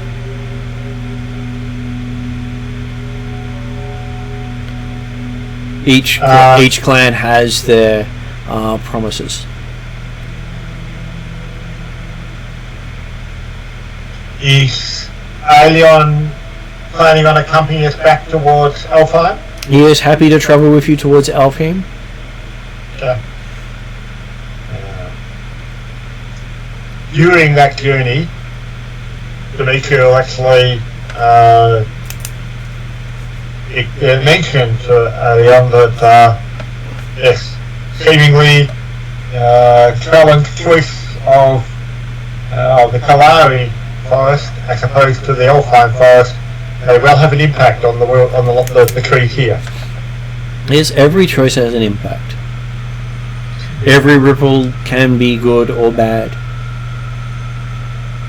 but only time will tell exactly how much of an impact, whether it is momentarily fleeting or if it is sustaining long term. But for good or ill, Trellen has chosen the forests of Karameikos as his home. Traldara. Yeah, he laughs, saying, "A name's in the moment, and at the moment, Traldara, as time has gone. It may yet come again, but it is currently gone." He pats you on the arm. Karameikos is the usurper's name. Says, but the elves there do not serve Traldara. They never did. They only serve Karameikos. So for For Trellen, his belief is in the people of Karameikos, not in those who once owned the land. That's why Demetrius likes to refer to the forest of the Kalari. And On the idea that, yep, it was the forest of Kalari, but it was Keldara. Bradshaw puts his hand up for a question. He goes, yes, Sir Dwarf. Does that mean that every rose has its thorn? Well, your rose definitely has thorns, he says. Okay, thank you. That's all I need to do. There you go. Cameras. You want to know if his rose had thorns? Apparently so. It just came in my head and I had to say it. That's all Yeah, no, that's fair. I understand. It's all good. Okay, so yes, you are welcome to stay the night here before heading back along the roadways. Hopefully we won't encounter more horrors on the road like we did last time. But I'm sure with your mighty dwarf over there willing to swing his axe, you will clear any more of those fell beasts that come your way. I cough and say hammer, sorry. He winks at you and says, is there any real difference? Well, if you want to go into detail, and I'll go through a 10-minute montage difference between a warhammer and an axe. If he stops me at any time, I'll just shut up. No, he keeps prompting you to give more detail. I keep going detail until I feel exhausted. And I even demonstrate all the different carvings of my hammer and all that kind of stuff. So, yeah. And of course, the most important difference between a warhammer and an axe is you don't throw axes away. Is that correct? He's sure some people do. It's been known to happen, I say. And given the Demetrio look of like, just shut up. And does the hammer you show him bear gnomish designs on it as well? It's the gnome one, I think. I believe it is, yes. Yeah, so it's the high forge stone. So he goes, oh, so this does link to the Trellen's quest then, because High Forge is literally across the river from the Kalari Elves. Oh, really?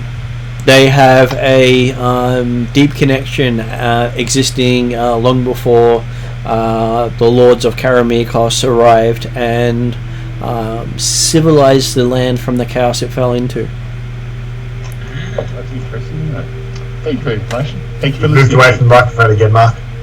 Thank you for the information. I'm sure you'll find many a gnome to explain the intricacies of its workings to you. I'm a happy little dwarf now.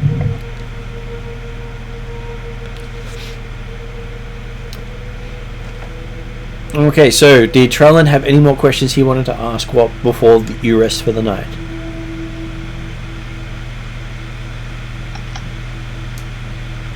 So, who are the elves in Karameikos? Is that my clan? He says there are two main elven clans in Karameikos. There are the Kalari, who are sided with the Duke of Karameikos, the head of the nation. And then there are the Vialia elves, who are in the Dimmerak forest, further to the east, and not associating with any of the races there. And are either of those associated with me? You have chosen the Kalari elves of the Radleb forest as your people. Okay, I'll go there. Because until you actually give fealty to the clan head, and have it accepted, you're not part of the clan. Alright, well that's my main quest then. Well, luckily for you, it is a fairly easy quest, as long as you haven't done anything to anger the elves of Karameikos. Can we all look at Plowman as one? I don't think I've ever offended anything to do with Karameikos. So, carry on. Okay, so you end up. I've been amused at that one, Martin, on the idea that, well, potentially you're the only person in the party that might say that. Just. And it is fairly true. What are you saying, Dimitri? He's saying that there are many horrific things in the forest. I've never offended anyone who didn't deserve it. No, but they said the statement was, I don't believe I've ever offended anyone in Karameikos. Or of Karameikos. I was about to put my hand up to you, said Karameikos, but I thought, okay, I'm not going to say that. So what do you guys know that I don't? Are you asking the elf or the other players? The other players. Well, there was that barmaid. Alright, sorry. Okay, carry. That's alright. It could be worse. I would like you to know that my phone would not let me open Skype and I couldn't unmute myself to yell at you all. That's fair enough. Then. We just thought that Farman was being normally agreeable. Yeah, so I'm happy to go exactly to what the Rudlev Woods and swear fealty to this elf lord, but if you want to join me, that's fine too. could be fun. I'll come with you. Could be fun. You know, I might learn something. I might eventually get be welcome into the elves maybe one day. Wait, is Bradshaw standing next to me? Yep. Yes. I step forward and say, "You have my sword." And I say, you have my. I'm about to say axe, and I'm Yeah, you could I would prefer not to see your sword ever again, my friend. Or I could say I have my bow, my bow that talks to me in Dwarven, comes out and starts abusing me. So This is his crossbow. a crossbow. Yeah. It's all very well and good, but considering the requirements of the prophecy means we must all go, the biggest problem is the likelihood of meeting ourselves. Which means wherever you plan it, you've got to be aware of the dates when you get there next. Could we work out some disguises? Perhaps like a ball gown so we could all dress as women, or you know, I could wear Oh, like a children's fake outfit. mustache. Yes. Like, would that work? Because if we walk past ourselves but we don't know it's us, I was thinking of fake The beard, problem is whatever. that the us that we may meet have not got there yet. yeah. So I'm just wondering whether we could like put Plumman in a little bib and like wheel him around in a. Obviously, being the smallest one of us. You would have to kiss me first. I vote for you to do that, Captain Crimson. Because the problem is there is at least one, I believe two, maybe even three other events that deal in Karameikos that we have to work with, all very nearby Karameikos. Is there like an off the beaten path?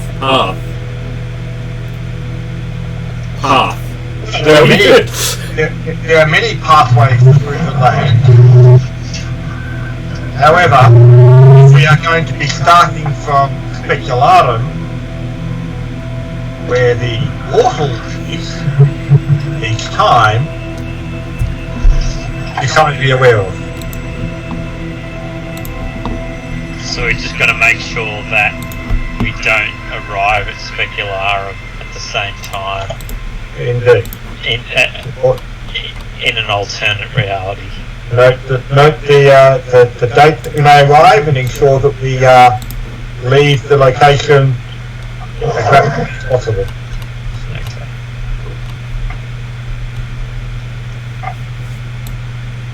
Unfortunately, due to certain other factors, we were unable to take the opportunity to gain additional intelligence on those future events that would maybe have speed us up as we were going through. So, Jeremy, for your behalf, there are portals to Kelvin and Luln in Karameikos, but not to Speculum. Calvin and Lordy got them in. So either side of Redleb Forest has portals. Yeah.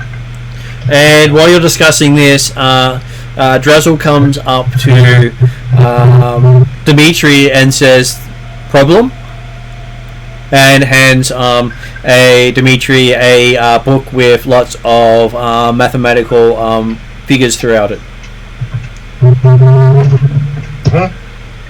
Does this appear to be the ritual book that he used to cast the ritual for the factoring of time? Well, he spent the last 2 days while you've been out in the forest doing calculations. Right. So, I will. Looking at his figures, it says that you only have 3 jumps left before you stop jumping.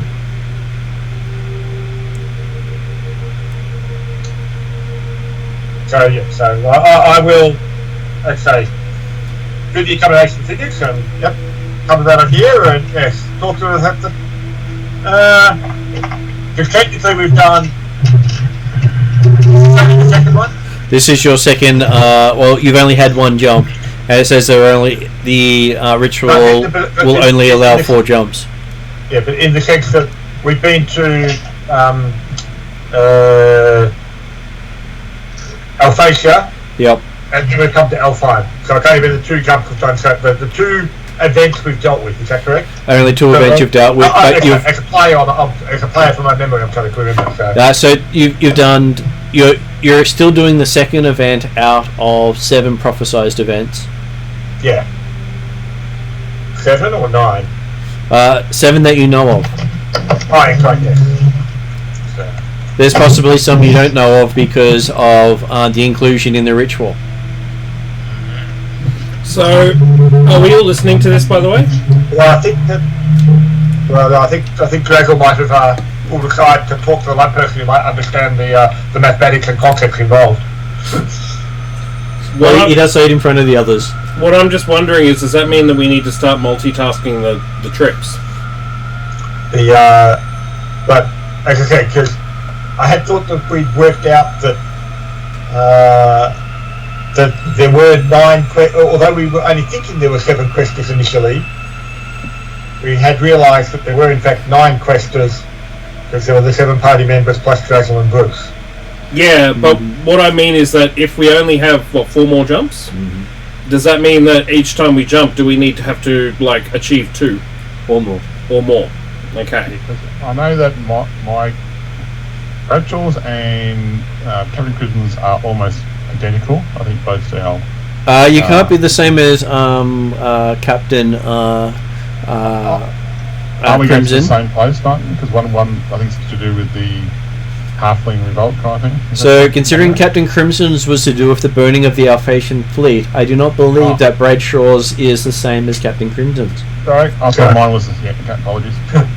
I'm trying, my memory is a bit faded on that one. So because considering that was the first one we did. Yes. Okay. So I still have to... I remember that. It was like something out of a superhero movie. It was kind of amazing.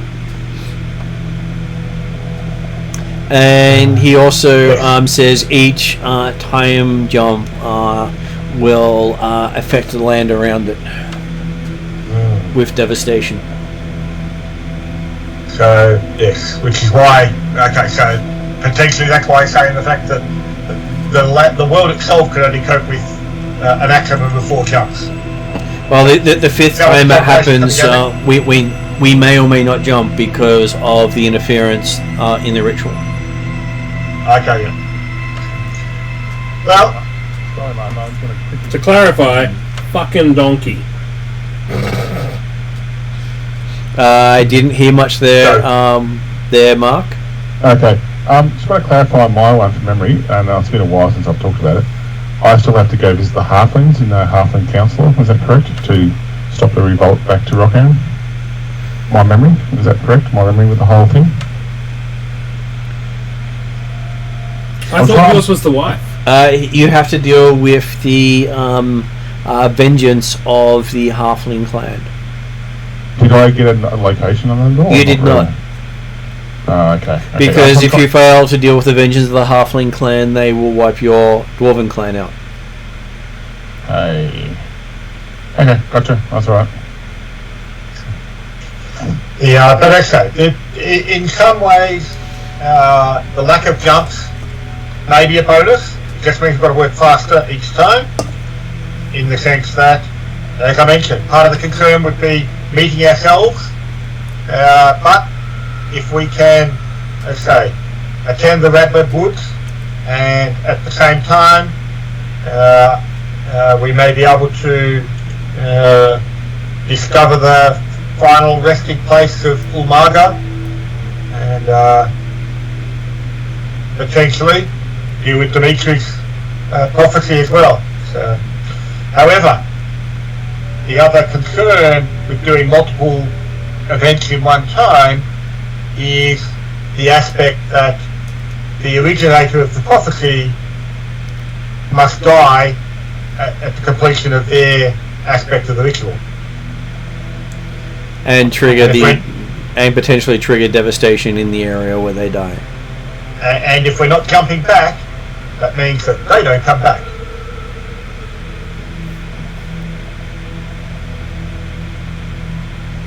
So, how do we complete all the tasks, given that there are less party members than quests? Drazzle's not sure because he shows you pictures of a party member you don't remember who was riding a griffin who you don't remember. Because apparently since your last jump you don't remember that person existing. He says you've broken time. Time will try to erase you if you're not careful. It's almost like, and I look at Dimitri, that we have to pick the most important ones, and it's hard to say this, but not all of us are going to get through this. Not all of you have. You've already lost one companion through time. But their tasks must still be completed. Yep. No, because I was thinking whether we know we've had all of them in the same region, we might have been easier, but still somebody's got to die, and then somebody won't come back because they're going to die as well. So either way, we're buggered. Oh well, we'll just have to do what we have to do, I suppose. Now I'm just looking at the map now, Martin. Yep. We have to go back to Karameikos to the other elven thing to finish Martin's quest. Well, so the only way that we can go to, if we go to Alphheim, we can go to Kelvin directly, Yep. cross the river to get to Refillion, which is the entry point into the Radlib Woods for non-elves. Yep. And the Unless there's someone closer. There's some portal closer. closer to where? To the Radlib Woods. Well, no, that's just it. Kelvin is less than 20 miles from Refillion. Okay, no worries. So Kelvin is the closest settlement of any size to Refillion that is bigger than Refillion. Okay. Like technically, there's another gate that's probably potentially closer to part of Radlib Woods, but it's on the other side of the woods from Refillion. Got it. Thank you.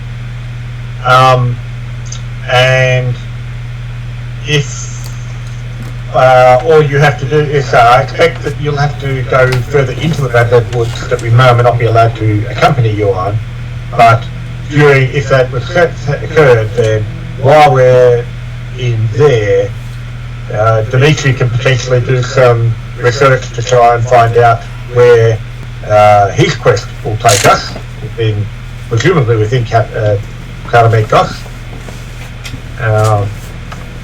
And so we may be able to gain some time there, assuming it was safe enough for you to travel alone in the Redland Woods to meet your clan. But let's get to Elfheim first, and then to Kelvin, and we can work from there. Okay. I do have something to do on the way to Alfheim. I was going to get my sending stone I have linked to my wife to ask her where she is and see if I get a reply. So. And yes, Dimitri will then also look pointedly at Plowman, saying that yes, this could have been so much easier if we had had some all-knowing being that was willing to actually provide information about our requests.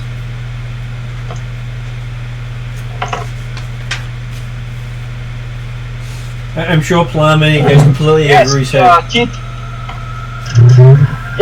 talking. I'm just going to go grab another axe. He was just trying to ask a question, guys. So once again, Plowman, you are out to destroy the entire Ethagarian people. I don't really care, to be honest. But you may have noticed Ethagarians tend to be assholes. Also, I didn't actually throw axe at that ball. I threw axe at that midget, and the ball got in way. So you're happy to say Ethagarians are idiots? I call them assholes, actually, but whatever works for you. I'm sure it's all very much the same. No.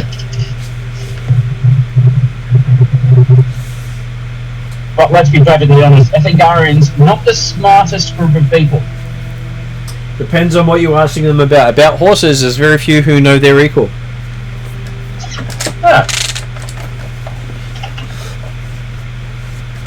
Okay, so you as you're traveling back along the tree highway, you do notice that you seem to be followed by what appears to be spiders the size of large dogs. How many? Starts off at about a couple, then it keeps growing with about 5 to 10 appearing every mile. I kind of turn to everyone and say, hey, does anyone have a can of bug spray? One can won't make a difference. I'm sure they sell bug spray even in the old But I have world. got a half a gardener. Yeah, that's true. Alien says that they're not natural spiders. Should we kill them or should we run? Druzzle looks at them and says they've come here to clean up time. I turn to the party. Guys, do we want to fight time spiders? Let's do a vote.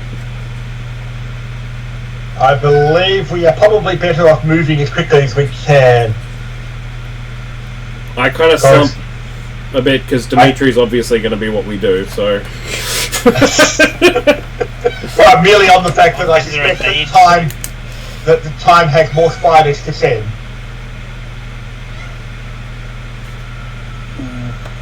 I reluctantly agree with Dimitri on this one, but it's just more that I'm worried that my slow speed might not help the situation right now. Phrase I never thought I'd hear: time spiders. Druzzle corrects you, saying temporal crawlers. Dimitri dumped it down for the party people. Thank you. Thanks, Captain Razzle. I think I've got intelligence 10, so good work, thank you.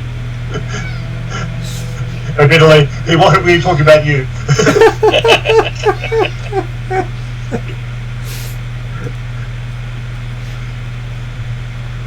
Okay, so you pick up the pace with you see Bradshaw flying through the air, being dragged by Plumman as he said he would if he needed to travel fast. Unless Plowman wishes to fight time. And Plowman is currently on mute. Yeah, no, Plumman's quite happy to retain his undefeated in combat title by running away. I don't think you'd call it running away. I think you'd call it strategically getting the better ground. No, we're just going to call it running away. You can't beat me in combat if you can't catch me. Okay, so you managed to have a rather fast trip back to Alphatian town. As you reach it, you do notice that most of the other people can't perceive the spiders following you. Are they like trying to get close to us, or they're just hanging around the outskirts watching us, kind of thing? Well, they seem to be scuttling towards you from a distance, and as they get closer, more of them come. So the further away you get, the less of them you see, and they slowly start building back up again. Right. You're not sure what happens when they catch you, because you haven't actually let them catch you yet. We'll find out when we need to rest. I'm picturing the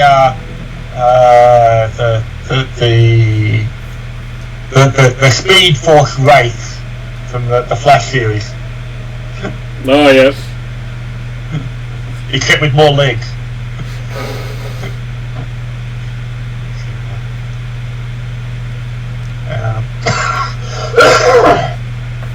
Sorry. So once we get to Alfheim, Alphheim town. yeah, Alfheim town, yeah, do the temple crawlers apparently keep closing in on us? They do appear to be closing in on you, even at Alphheim town. So, well, you may get your wish. Considering the fact that the ritual will normally take about an hour or so to set up, to open the portal. Yeah. You've only got to hold them off for about another 57 minutes. Okay.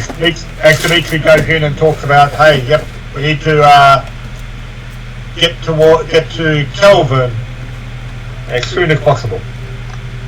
Okay, before you do that, Dimitri, can we have a serious discussion? And I realise that I'm usually not serious, but can we actually have a serious one for a second? Well, the problem is that we haven't actually had to, I understand we've had to be running. Yeah. Or, So as we're walking, my question is, who is more important to get through the portal? Because it's possible that we may need to not have one or two get through the portal to hold up the spiders. Did you know what I mean? Yep. Russell says, "Don't get bitten. You won't come back." Ah, right. Well, in that case, don't worry. It's all good. Everyone's fine. Yeah, and secondly, yes, I know exactly what you mean. Thank you very much. No. I was meaning that we can come back. I actually was talking about me, you son of a bitch. Right, okay. And certainly, Dimitri, if he has the breath to provide an explanation, he would say, well, seemingly, the only expendable one at the moment is yourself, because yours is the quest was completed. I'm not unaware of this problem. So my question is, can you get it ready in time, or are they going to overflow us before that? Okay, we shall be aiming to ready as quickly as we can, and we'll see what happens if they come closer. Okay. When we get there and set up, Martin, how far away are they? They are. By the time you set up, you only see about one or two of them in the distance, and they start to multiply again. Will they get there before the thing is finished? You don't know. Martin, Yeah. Plumman immediately runs to a kitchen and rummages around. We'll get back to you. Okay. Probably about a minute and a half. You have a client. Barman is rummaging through the kitchen of Redrian's Inn, the Knight's River, looking for something important. Are they within range of a crossbow? Yes. Can I start, while they're doing all the portal stuff, can I just plant my gear and start sniping away the best I can? I'll Okay. use a longbow and and that's got a 660 foot range. As you pull out the weapons, the elves in the area start looking at you strangely because you've been told that they don't see them. Yep. We're just shooting for practice, so don't worry about us, okay? I promise we mean no harm to anyone around here. It's just practice. All good. Love your work. Do I need some sort of roll for that? Persuasion roll. Yep. Because I feel like if we can start pushing them off, persuasion 3. 3. Yeah. Okay. You hear the guards say that if you shoot your weapons in the forest here, they will arrest you. Okay. Can I go over to the guards and try and explain what's happening? You can. I would like to do so. You have disadvantage with your persuasion roll. That's fine. Do you want me to try and talk to them or just roll? You can talk to them and roll. Okay. Look, guys, I know this is going to be hard to believe, but we're here as part of a journey sent by elves and gods and everyone in between, and even though you can't see them, they're slightly out of shift in planes. There are spiders coming that I need to shoot. I don't need to shoot anyone else, I just need to shoot the spiders while we prepare a portal. They won't attack anyone but us, and I promise I'm not aiming at anyone. And can you please just trust me and ask, what's his name, Ledrin? Trellen. Ask Trellen if you have any questions on it, okay? He's an elf. What's 3 minus 1, Martin? 3 minus 1? Yeah. That is 2. Okay. Yeah, that's what I rolled. Okay, so Can I help? you watch as as Captain Crimson digs himself further into a hole by talking about these imaginary spiders attacking the town. Can someone help? Would it help me contributing? You wander over and they ask you, what is this crazy halfling talking about? Can you explain what he's trying to tell us?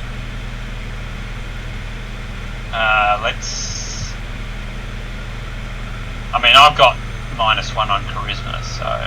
So that's a persuasion roll, if you can explain to them why you're trying to attack the forest. Am I at any penalty? Not yet. And if you want to try to continue explaining, then yes, penalties can apply.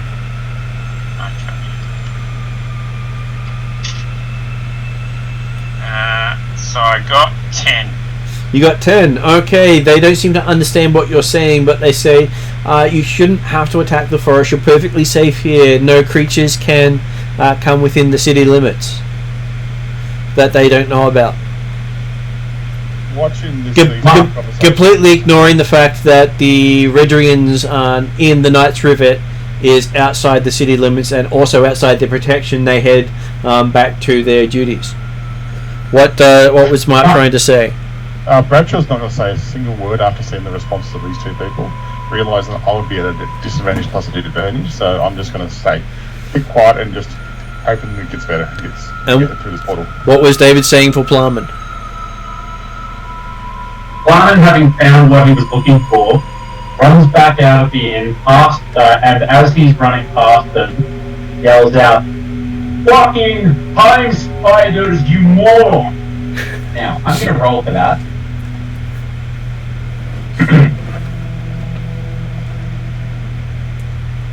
Also, I'm home. I'm stationary, finally. Woohoo! Right. Well, it wasn't a 20, but I did get a 15. Okay, so they go, there are no spiders here. Spiders won't come anywhere near the city. They call out as they head off. Can I shoot now that they're heading off?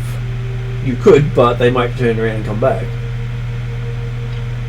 I pull out one.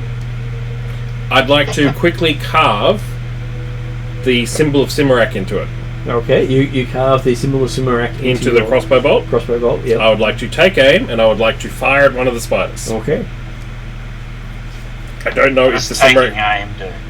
That's it. Yes. What taking aim does is he's just shooting it. Yeah, no. I'm just in terms of my physical movements, not in terms of like a D&D thing. I take aim and I fire. Okay, so crossbow.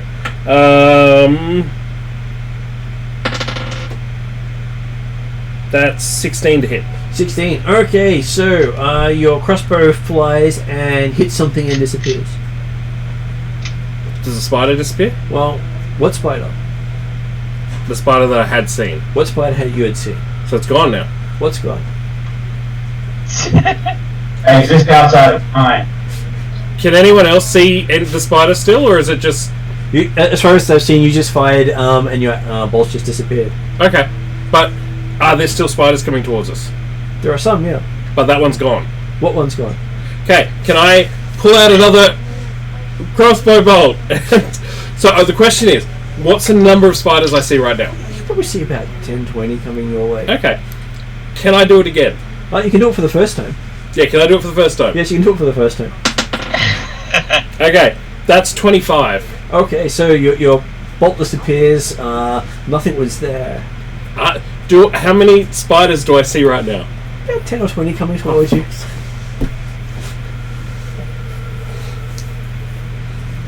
Can I pull out one more? You can pull out your first bolt. Yeah, pull out a You bolt. seem to have lost some along Can the way. I just scratch in, fuck you? And can I send another bolt? That is... I might actually miss with that. That's an 11 to hit. Okay, you see your bolt sticking to a tree with the fuck you on it. Okay, cool. I turn to the elves behind you goes, hey! I turn back and I go, I don't think whatever I thought was working is working. I perhaps remember or don't. Well, no, what's really amusing is the fact that... So you fired one shot at the tree in the forest, stating, fuck you. Yep. I run up and pull it out and, like, pat the tree and lick it a little bit. So that's amongst the spiders I now. put my hand on your shoulder. So Trellen stops you running amongst the spiders. Yeah. Well, I'm hoping that my presence will help you. Oh, if you run forward, do the spiders step back? Well, they seem to be congregating about 100 feet from the party. Ah, so they're not going to go... But they seem to be rushing to about 100 feet from the party and stopping there. Okay. If I step 50 feet forward, do they go back? No. Okay. But they seem to rear up as you do. Yeah, can I just, like... 50 feet, I think, is outside the range of most, like, spits and things. I think. For a lot of things, yeah. Yes, I'm going to go to 50 feet and, like, just give them the finger and swear at them in different languages and... Well, you know, I'm a pirate. I know a lot of different words. Okay, so at 50 feet... Oh, shit. Yeah. Okay, you get to make a dexterity saving throw.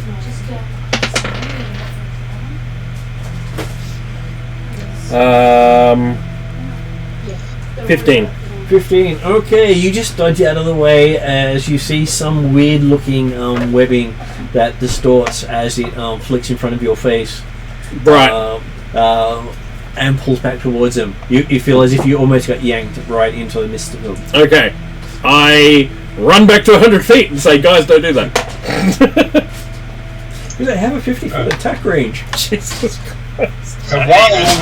even with my presence, with my hands on his back, he's not actually hitting them. No, he ran up to torment them and unfortunately was within their range and ran back. Okay. Yeah, because when I said 50 feet, Martin's eyes lit up like it was Christmas and looked at a book. And so what was Plumman doing? Plumman throws a small blast jar at one of the spiders. A full blast. A small blast jar. A full... Marky throw. Did you want your tips back? I don't know if you need them all. It's my cat hitting the microphone. Oh, you didn't need to buy me any. Oh, I didn't need to. I'm a fat man. But I have to. Okay. Fat men do not need more snacks. It You're just makes not us a very fat happy. man. You are a man built to be left deserted in a desert. Could I have That's another fair. coffee, please? Coffee? Yep. Are you good to do? Yep. Awesome. Are you okay, fella? Yep. Do you need like raw food, or have you had all the raw food you need? I could probably do some other food. So could you put that in the fridge? Yogurt. Yogurt. Yogurt. Could I have a copy? Would that be alright? Oh, yes. If that's okay. You want a flavor in it? I just want a nasty copy, like really strong, really strong. No. Like I'm all about like how much hair it pulls out when I drink it. We Kind of can do thing. that. You want milk in it? So you want it slightly sentient to pull your hair out. Exactly, yeah. I want it to call itself Phil and not allow me access to kids on the weekend, that kind of thing. You want milk in it? And A little bit, yes. Thank you. Everest is then going to have to call him Daddy as he calls Bear. Well, So you're drinking Daddy, that's just going to be wrong. So, I'm going to spend the next few minutes trying to figure out where my other 2 crossbow bolts went, so I'll let everyone else figure out what they're doing. Hang on. Yep, Plum's going to throw his last jar at the spider. Okay, so Plumman with his strength can probably throw it about 20-30 feet. Sure. It falls a little short because they're about 100 feet from the party. So by that I meant he's happy to approach to get your fed. Who's in charge of the ritual? Is that me or? I believe that's Dimitri. Okay. Well, no, actually, because the ritual is done by staff of the Night River Inn. So Dimitri's gone in and requested it be commenced as rapidly as possible, and then he's immediately started his own aspect of doing a magic circle, working on the idea of the Guys, I'm going to have to interrupt you. I've been working really, really hard on this show, so I need it. No. I mean attack. like hazelnut. So, Sure. yeah, Plumman approaches them and throws the glass jar at them. Okay, but first you'll need to make a dexterity saving throw as time webs come his way. Oh, it's going to be hilarious. Okay, As soon as I see whatever's happening and he might get captured, can I start running towards him in case I can try and save him?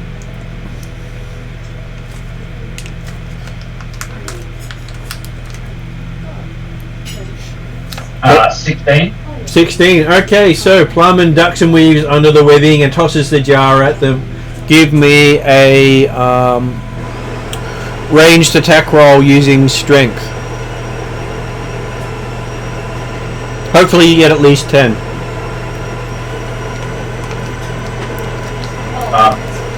Yeah, I do. I get a lot more than 10. So your glass jar lands amongst them. What do you do next? The glass jar smashes on the head of one of the spiders. Yep. The glass jar was full of time. It was from the kitchen. So you throw time at them. Yes. Okay, what? So the spider's now covered in And time. then he runs away. And the spiders are now much tastier than they were before. Oh, They're time with being CH. Right, okay. Yes, they're being seasoned. Right, that took me way too long. You managed to escape without the webbing hitting you. You notice the webbing doesn't actually stick to Okay. anything around you. Brilliant. So yes, you make it back to the others, and you realise that they're just building up around the outside of where you are, and they seem to be connecting webbing to each other, and forming a wall around where you're currently at.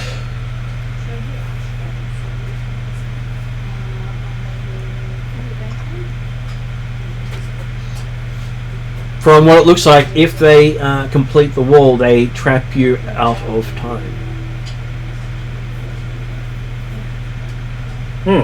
Or they steal whatever time problem you're causing. Crap, I was on mute. Plumman grabs his torch, grabs a torch, lights it, and then tries to light the web on fire. Okay. You dodge, weave, duck up, throw the torch. It goes through the webbing and lands in the grasses behind it. As you notice, the spiders run through the torch without being affected by it. God damn it. Well, Plumman's all out of ideas. What if we threw Plumman? Arleon does suggest to Dimitri that these creatures are most likely only affected by those who've travelled through time and things that have travelled through time. Right, so the fact that as soon as Dimitri had gone into the Right Night Rivet Inn and asked for the portal to be opened as soon as possible, he'd immediately sat down and was taking a bit of time to study or memorise magic circle stuff that he didn't memorise in the morning. So he's basically trying to use the quick study to refresh how to do it. And then he was looking to cast a magic circle in the vicinity of the entranceway to the down to the portal as a refuge point from these creatures. So, just a question. I'm sorry. I'm thinking he's probably effectively busy for at least the next 10 to 15 minutes minimum. Yep. So, just a question to clarify. The reason they disappeared when I shot them, as a player, not as the character, is because they were hit by something that had travelled through time. So when he threw time on it from the kitchen, it had not travelled through time, and thus wasn't marked the same. So does that mean that if we have small light things in our inventory, like I've got ball bearings, for example, if we could like slingshot them en masse, we could clear them out that way? Possibly, yes. Okay, can I communicate that to... I'll give you an insight roll to see if you think you're correct. Oh, yes, good point. Okay, can I see if I can knock that out myself? So, insight? Yep. So that's 8 plus 0. Plus 0? Yeah. Okay, you think you've got something along those lines. Then Alphatian taps you on the shoulder and says, yes, only those that have only that which has travelled through time can affect time spiders.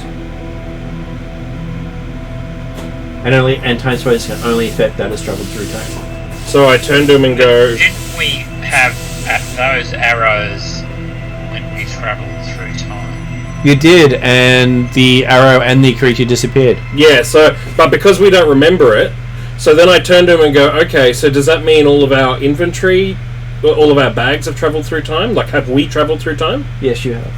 So if we hit them with one of our weapons, would they die? Or possibly take the item back to where it first started travelling. So it might disappear and go back to where it should be? Yes. Can I communicate that to the party? Yes. Okay. I communicate that to the party! Okay. In the same way that your bolt disappeared with the spider. Well, we don't know about the bolt because the memory of the bolt and the spider has disappeared. But yes, if we hit them with a projectile or something, both the projectile and the spider disappears. Yeah. Which is good to know so that we can keep them at a distance if we have to. Or hit them with anything, preferably a small projectile that you can do from a distance.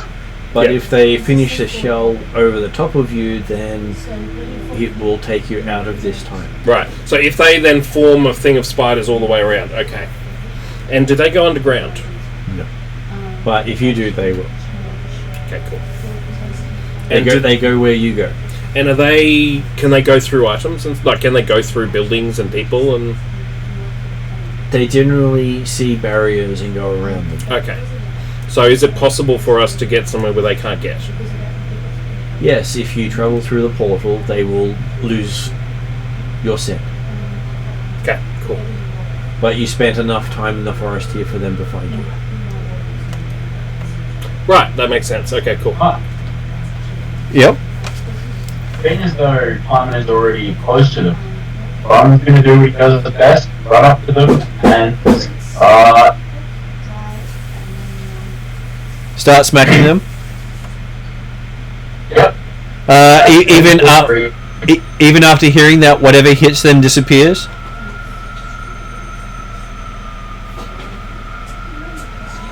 I didn't actually hear you guys say that. Okay, it was actually it was stated that whatever hits them goes with them to where they're supposed to be. So if you hit them with a weapon, the weapon and the creature disappear. Well, if you're holding the weapon, that might be bad. Yep. Also, Right, actually, in that case, Simon starts grabbing food from his pocket and lint and stone that he's picked up over a period of time and just throws random unused shit that he's got in his bag at the fight. Got a good wobble.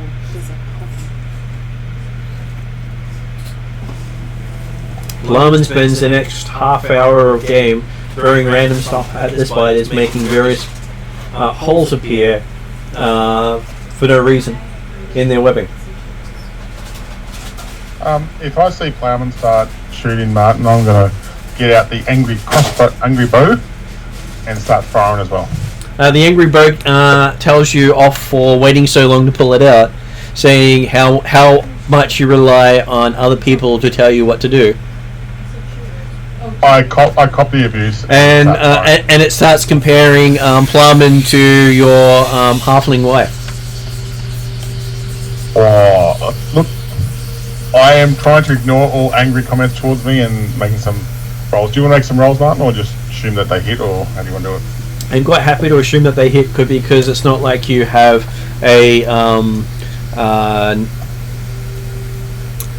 scarce field to shoot at.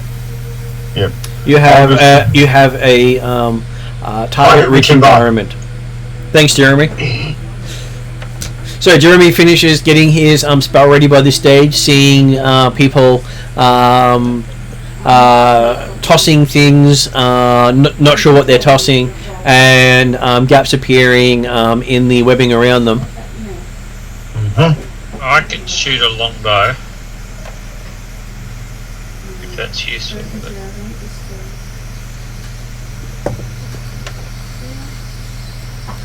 and you seem to be slowing down their coverage of the area.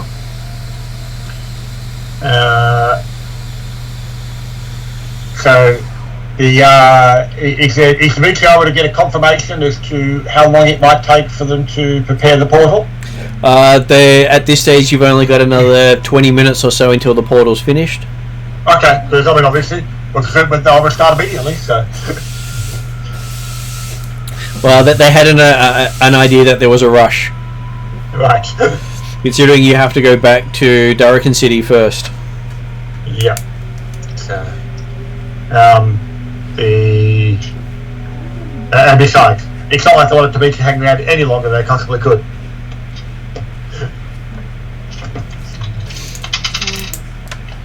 And Alien asks if he can go with you, considering he doesn't think he can get out of this time trap either.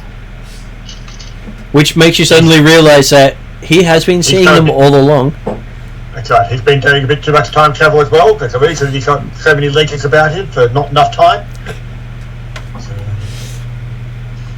All you have to do is time travel once, he says. Yep. It's almost like certain gods getting annoyed at you if you get resurrected. Yes, he's heard of that. Well, most gods believe in resurrection, but usually to their benefit. So, firing off various projectiles and items from your backpacks, you do manage to hold off the time spiders long enough for the portal to be ready. As you reach the portal does flicker because there is some interference. Goody. As the locals suggest you go while the portal's still going, because if it shuts down, he's not sure he can get it running again. It's taken many years, it's never happened yet, so... We're certainly aiming to be stepping through Never had them made like this. the section before we find out that it's flickering. Okay, so you find yourself in Darrakan City very quickly. It is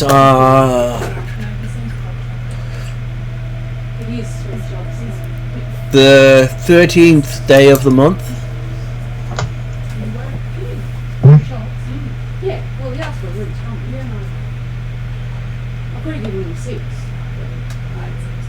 don't know whether or not Hash might Is it strong enough? Alright. Sending him home on 6 foot. It's okay. I probably could have had it stronger. Sorry? He says he could have had it stronger. Oh no. Well. I would have knocked out 6. I would have knocked out 6. If you next time, if you want 6, just tell me straight, because I can do that. And we do have the big beer stein things you could have full of coffee. Yeah, that's fair. Emmy drank like 8 shots once in that this time. I don't know how she's still alive. Well, the one of these I've got at home, I put 4 scoops of coffee in it when I do instant, so... I was going to say that's instant. Mm-hmm. So it's like 30 grams per scoop if you're lucky, whereas this is like... So, getting back to game. Sorry. Being quiet now. Okay. All good. So yes, you find yourself in Darrakan City, and none of those creatures are here.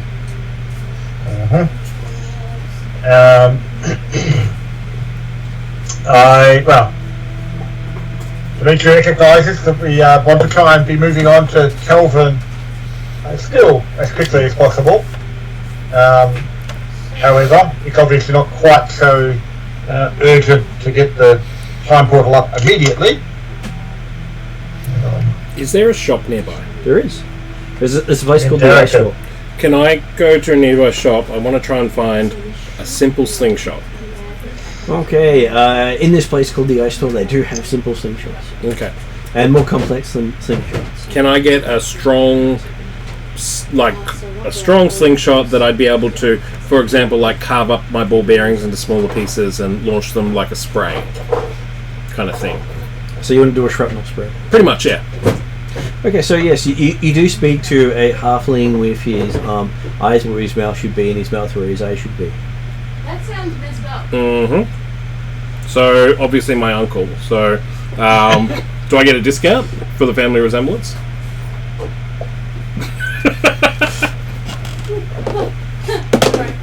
I do! Yes! So yes, he does offer you a discount because you now resemble him. Excellent. Am I still just ugly, or does my eyes and nose swap? My eyes, they swap? Excellent. Yeah, cool.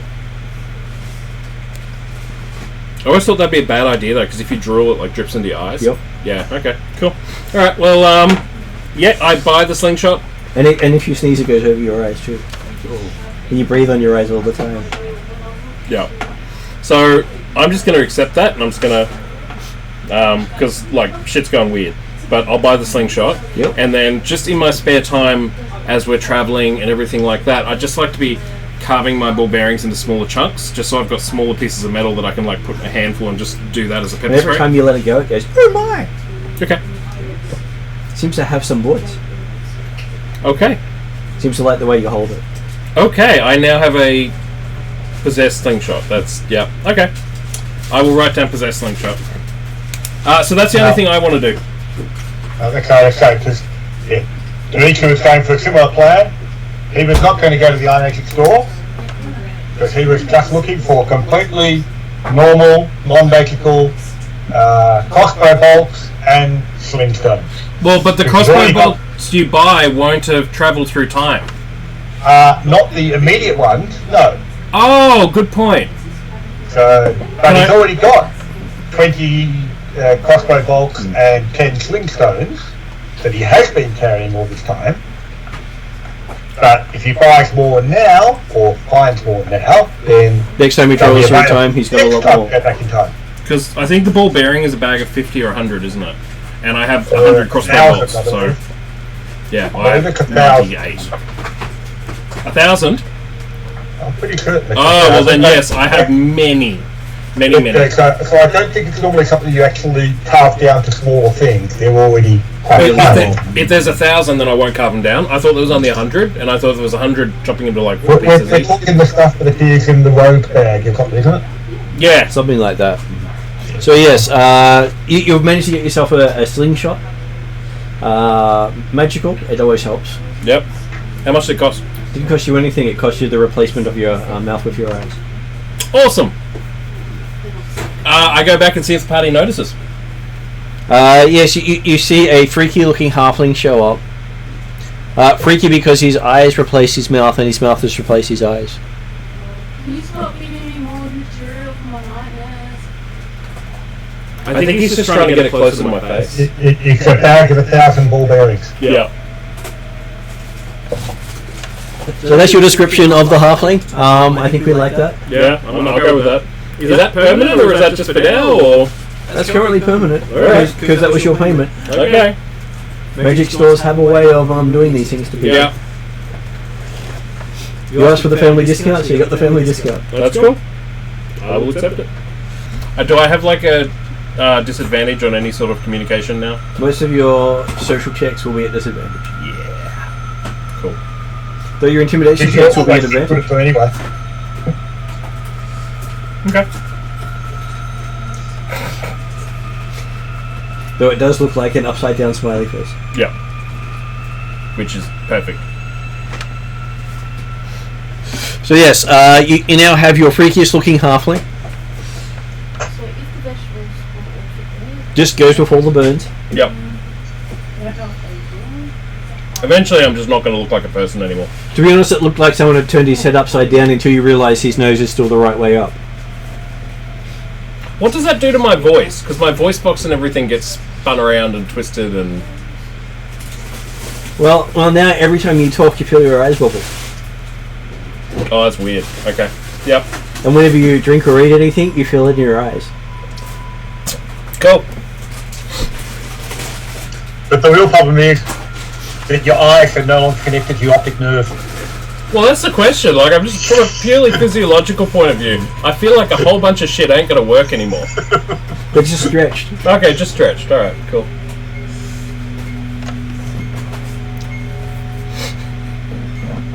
Ariadna, Martin's being mean. What? Martin's being mean. Well, we can look at it this two ways. I can either give him more sugar and coffee and he'll get meaner, or you can ask him really nicely not to kill you and just hope you survive. I didn't kill him. You didn't? No. No, no. Okay, so My what? mouth and eyes are swapped. Oh, okay, yeah, Yeah. no, that's freaky. Stop doing that shit. No, it's easy. Well, he did ask a magical entity and say, due to his family resemblance, he should get the family discount. Sorry, I haven't been paying attention. That's cool. I've That's all just good. been hearing about mouths being where eyes should be. Yep. Are you bullying Emrys? No. Emma's asked for it. Okay. I know I asked for it. No, In which case, you're on your own. yeah. I always earn what I do. I was joking. I know Martin would never intentionally do that. So, Jeremy, you do end up picking up more crossbow bolts and what else were you looking for? Sling bullets. And sling bullets, yes.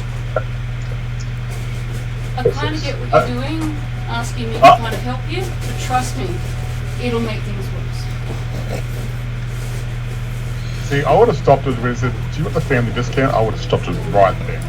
But that's okay. He actually asked for the family discount. Yeah, Mark, I know.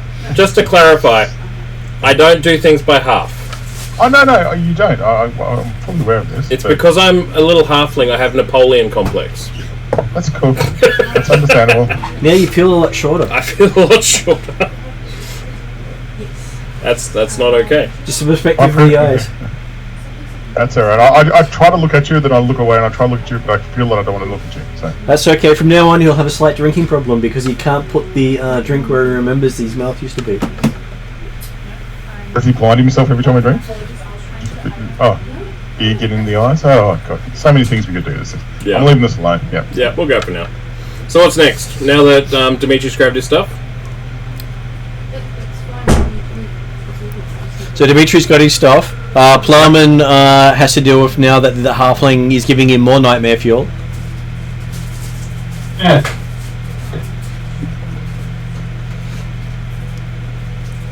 Just to clarify, I'm going to Photoshop this later tonight. I look forward to blocking you on every social. Well, my character currently looks like that. I don't think we can see on the cameras, but can you put that near the camera? Oh, let's see. So that's my character. So I'm going to Photoshop that so the mouth and eyes are backwards.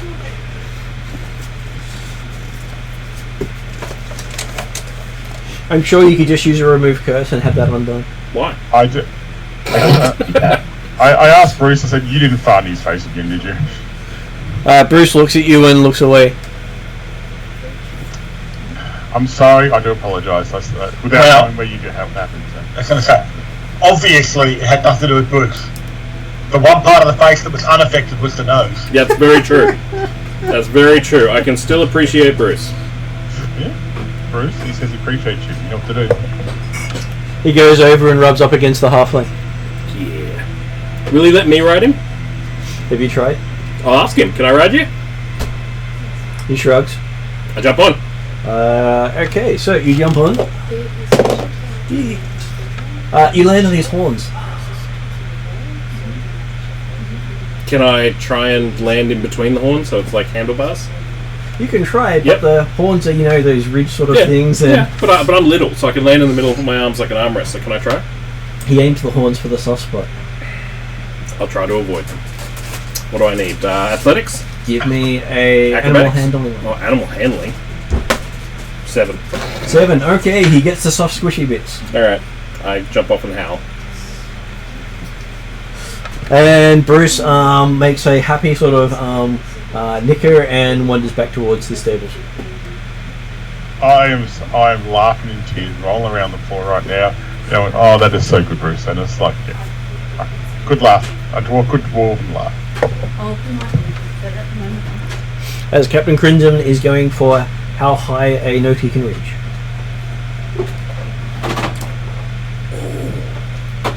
Sorry, just worked out something. Something good? Yeah, can I walk up to Dimitri and talk to him for a second? You can. Dimitri, you know how we were talking about the items that would push the spiders back to their own world and everything? Do you think that a spell would do the same? Did I cast any spells at them? No, I'm just wondering, because through Wave, I have Wall of Force. And I'm just wondering whether, if I asked Wave to cast the Wall of Force thingy that Wave's told me about, whether, because that's up to 120 feet away, and it's an invisible Wall of Force, and I'm just wondering if the spell being cast by someone who had travelled through time, what are your thoughts on the arcana of that? Did I cast any spells at them? Yeah, but it could have been you being lazy, that's why I'm asking. He's asking for the authority on time travel. Yeah. Dimitri's the authority on full stop, so I'm just asking. Okay. Dimitri, having anchored it twice already, then dumped down the anchor. Fair enough.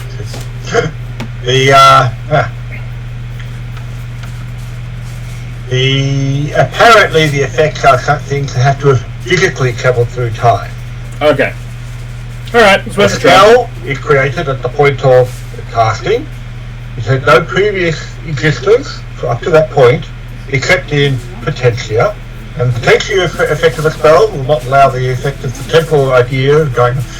Okay, so Dimitri goes into a much more detailed explanation. I believe there's an insight roll for our halfling, see how much he understands. 17! No, inside is 17! So yes, he seems to be following Dimitri for one of the first times. I nod and go, thank you, good sir, and I step back. You haven't finished yet. Oh.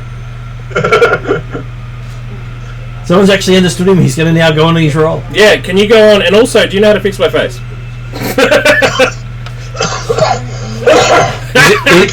Is this where Dimitri says? says... Yeah, that's what I was going to say, is this where Dimitri says he hasn't noticed? He'd gone into tutor mode. Yeah.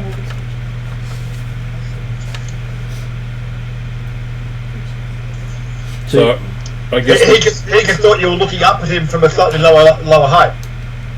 Ah, fair enough. You do have the hat after all. Yeah, that's true.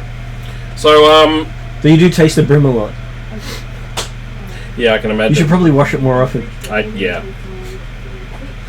Or at least wash it at least once. Yeah. I'm used to falling in the ocean all the time, so it washes it that way. So, are we starting on the journey now, or do we need to rest overnight? What's the time? Okay, so it is getting close on evening, and they're looking at opening the portal for you overnight, in case the spiders do have some way of tracking you here, because you are just probably a couple of days travel on horseback from where you were, so it's still theoretically within sensing range, if that's the case. Yeah. Well, I suspect that the creatures can track us across time, so yeah, I don't think anywhere physically is going to be out of range. It's more holding off the range for as long as we can. Yeah. Don't stay still. But having said that, then Dimitri will aim to get a bit of rest before we go through the portal in the middle of the night. So you have about an hour's downtime before they start working on the portal.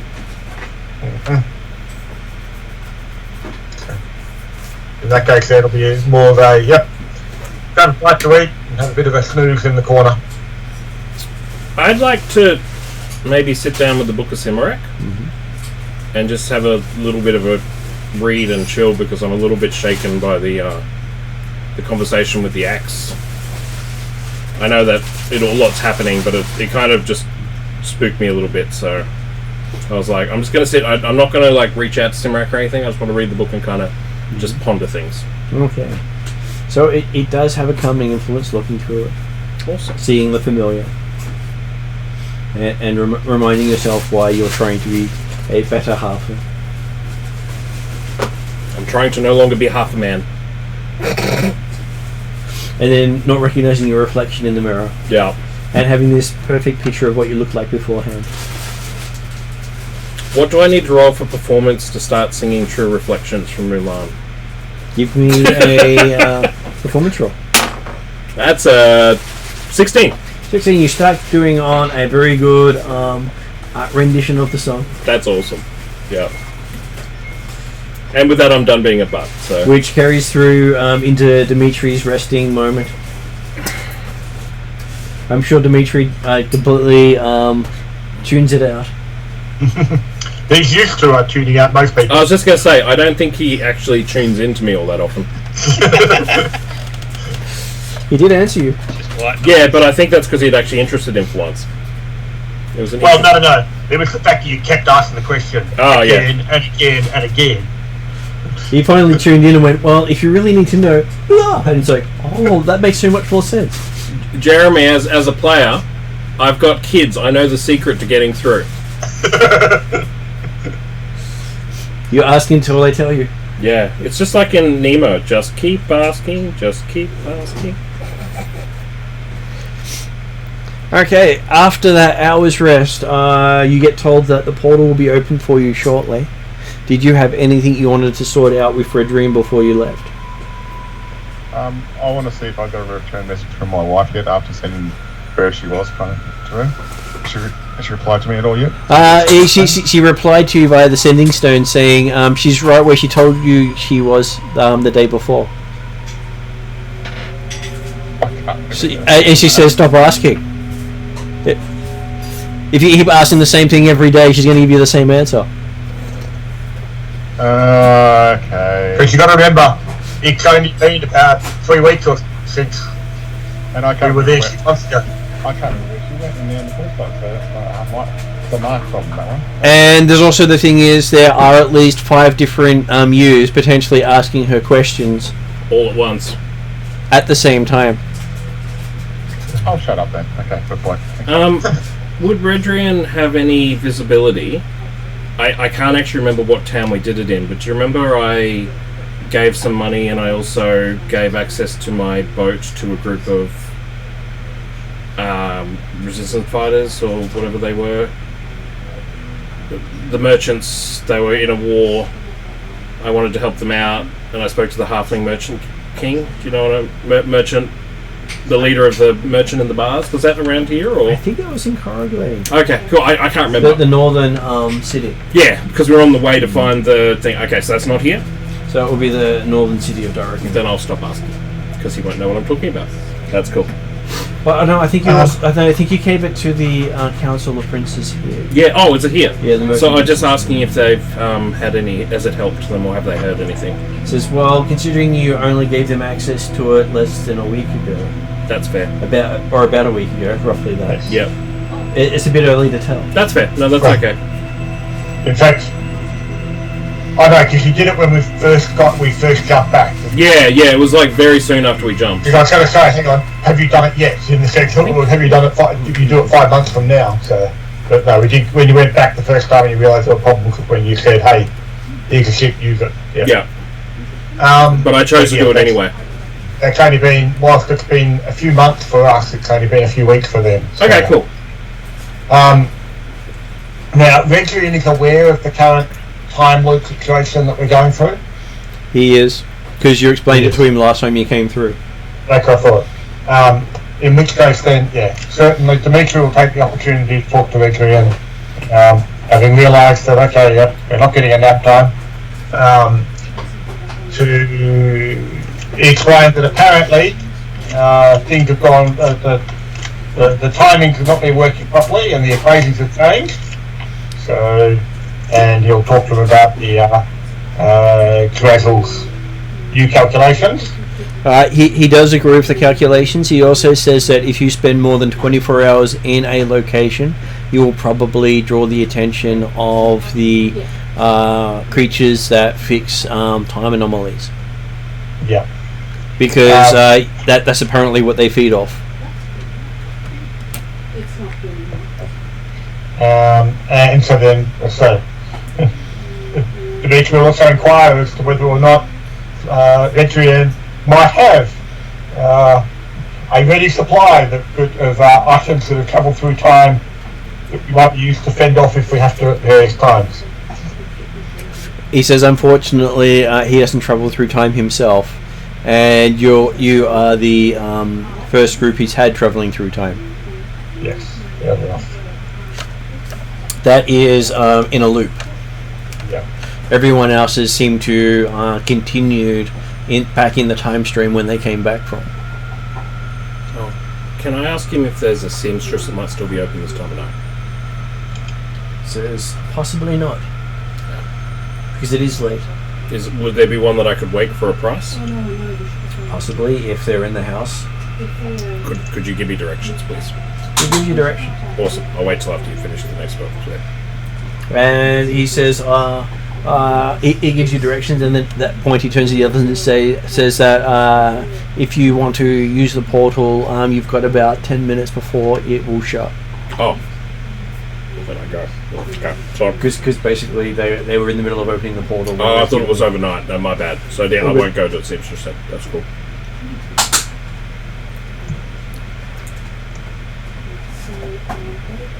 And you find yourself in Calvin City not long after midnight.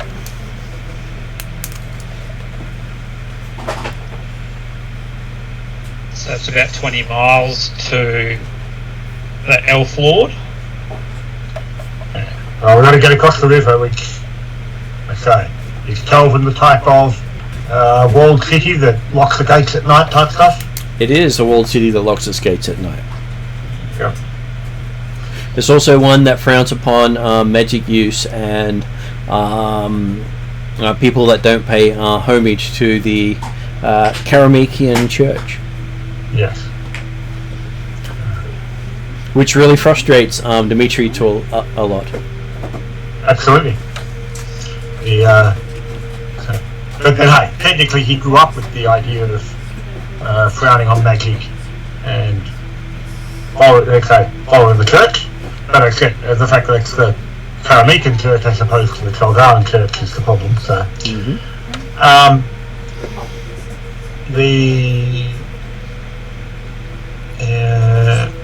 yes. I would suggest that we are aiming to leave this location as soon as possible. However, it may not be as simple as walking out the gates. So they set aside some rooms for you so you can rest here until morning. and I might close it up here for the night with what happens in the morning happening at next session. Okay. So, thank you very much for that. Thank you, guys. No worries. I apologise for how ugly I am now, guys. It's probably going to make life hard. I can just look over your head. Only if you talk. I'm going to try and get like some stretchy cloth so I can just have a red hood kind of thing on. For now, at least. So what comes down or comes No, up? no, like a mask over my face that I can still see through. So it's just like, you know what I mean? Like a scarf or something. Yeah. Yeah, that'd be I fun. know what you mean. So, good night, everyone. Thank you for joining in for the game tonight. Thank you very much. And so Trellen has done most of his story. He's now just got to meet his new Lord and Master. Of course. The fact that he said just should get us worried, guys. Hopefully it'll just be a little half-hour stint, and then we can move on to the next mission. Unless, of course, he asks for a quest. Okay. Welcome to the clan. We need this done. Says The dwarf. it might be you've accepted once you've done this for us. Yeah, you've accepted. Do your fucking chores. Okay, so thank you very much. I will see some of you again later in the week, some of you next week, and this game again in a fortnight. Yep. Alright. Have a good night, all. Have fun, guys. Good night, everyone. Good night, all. Good night.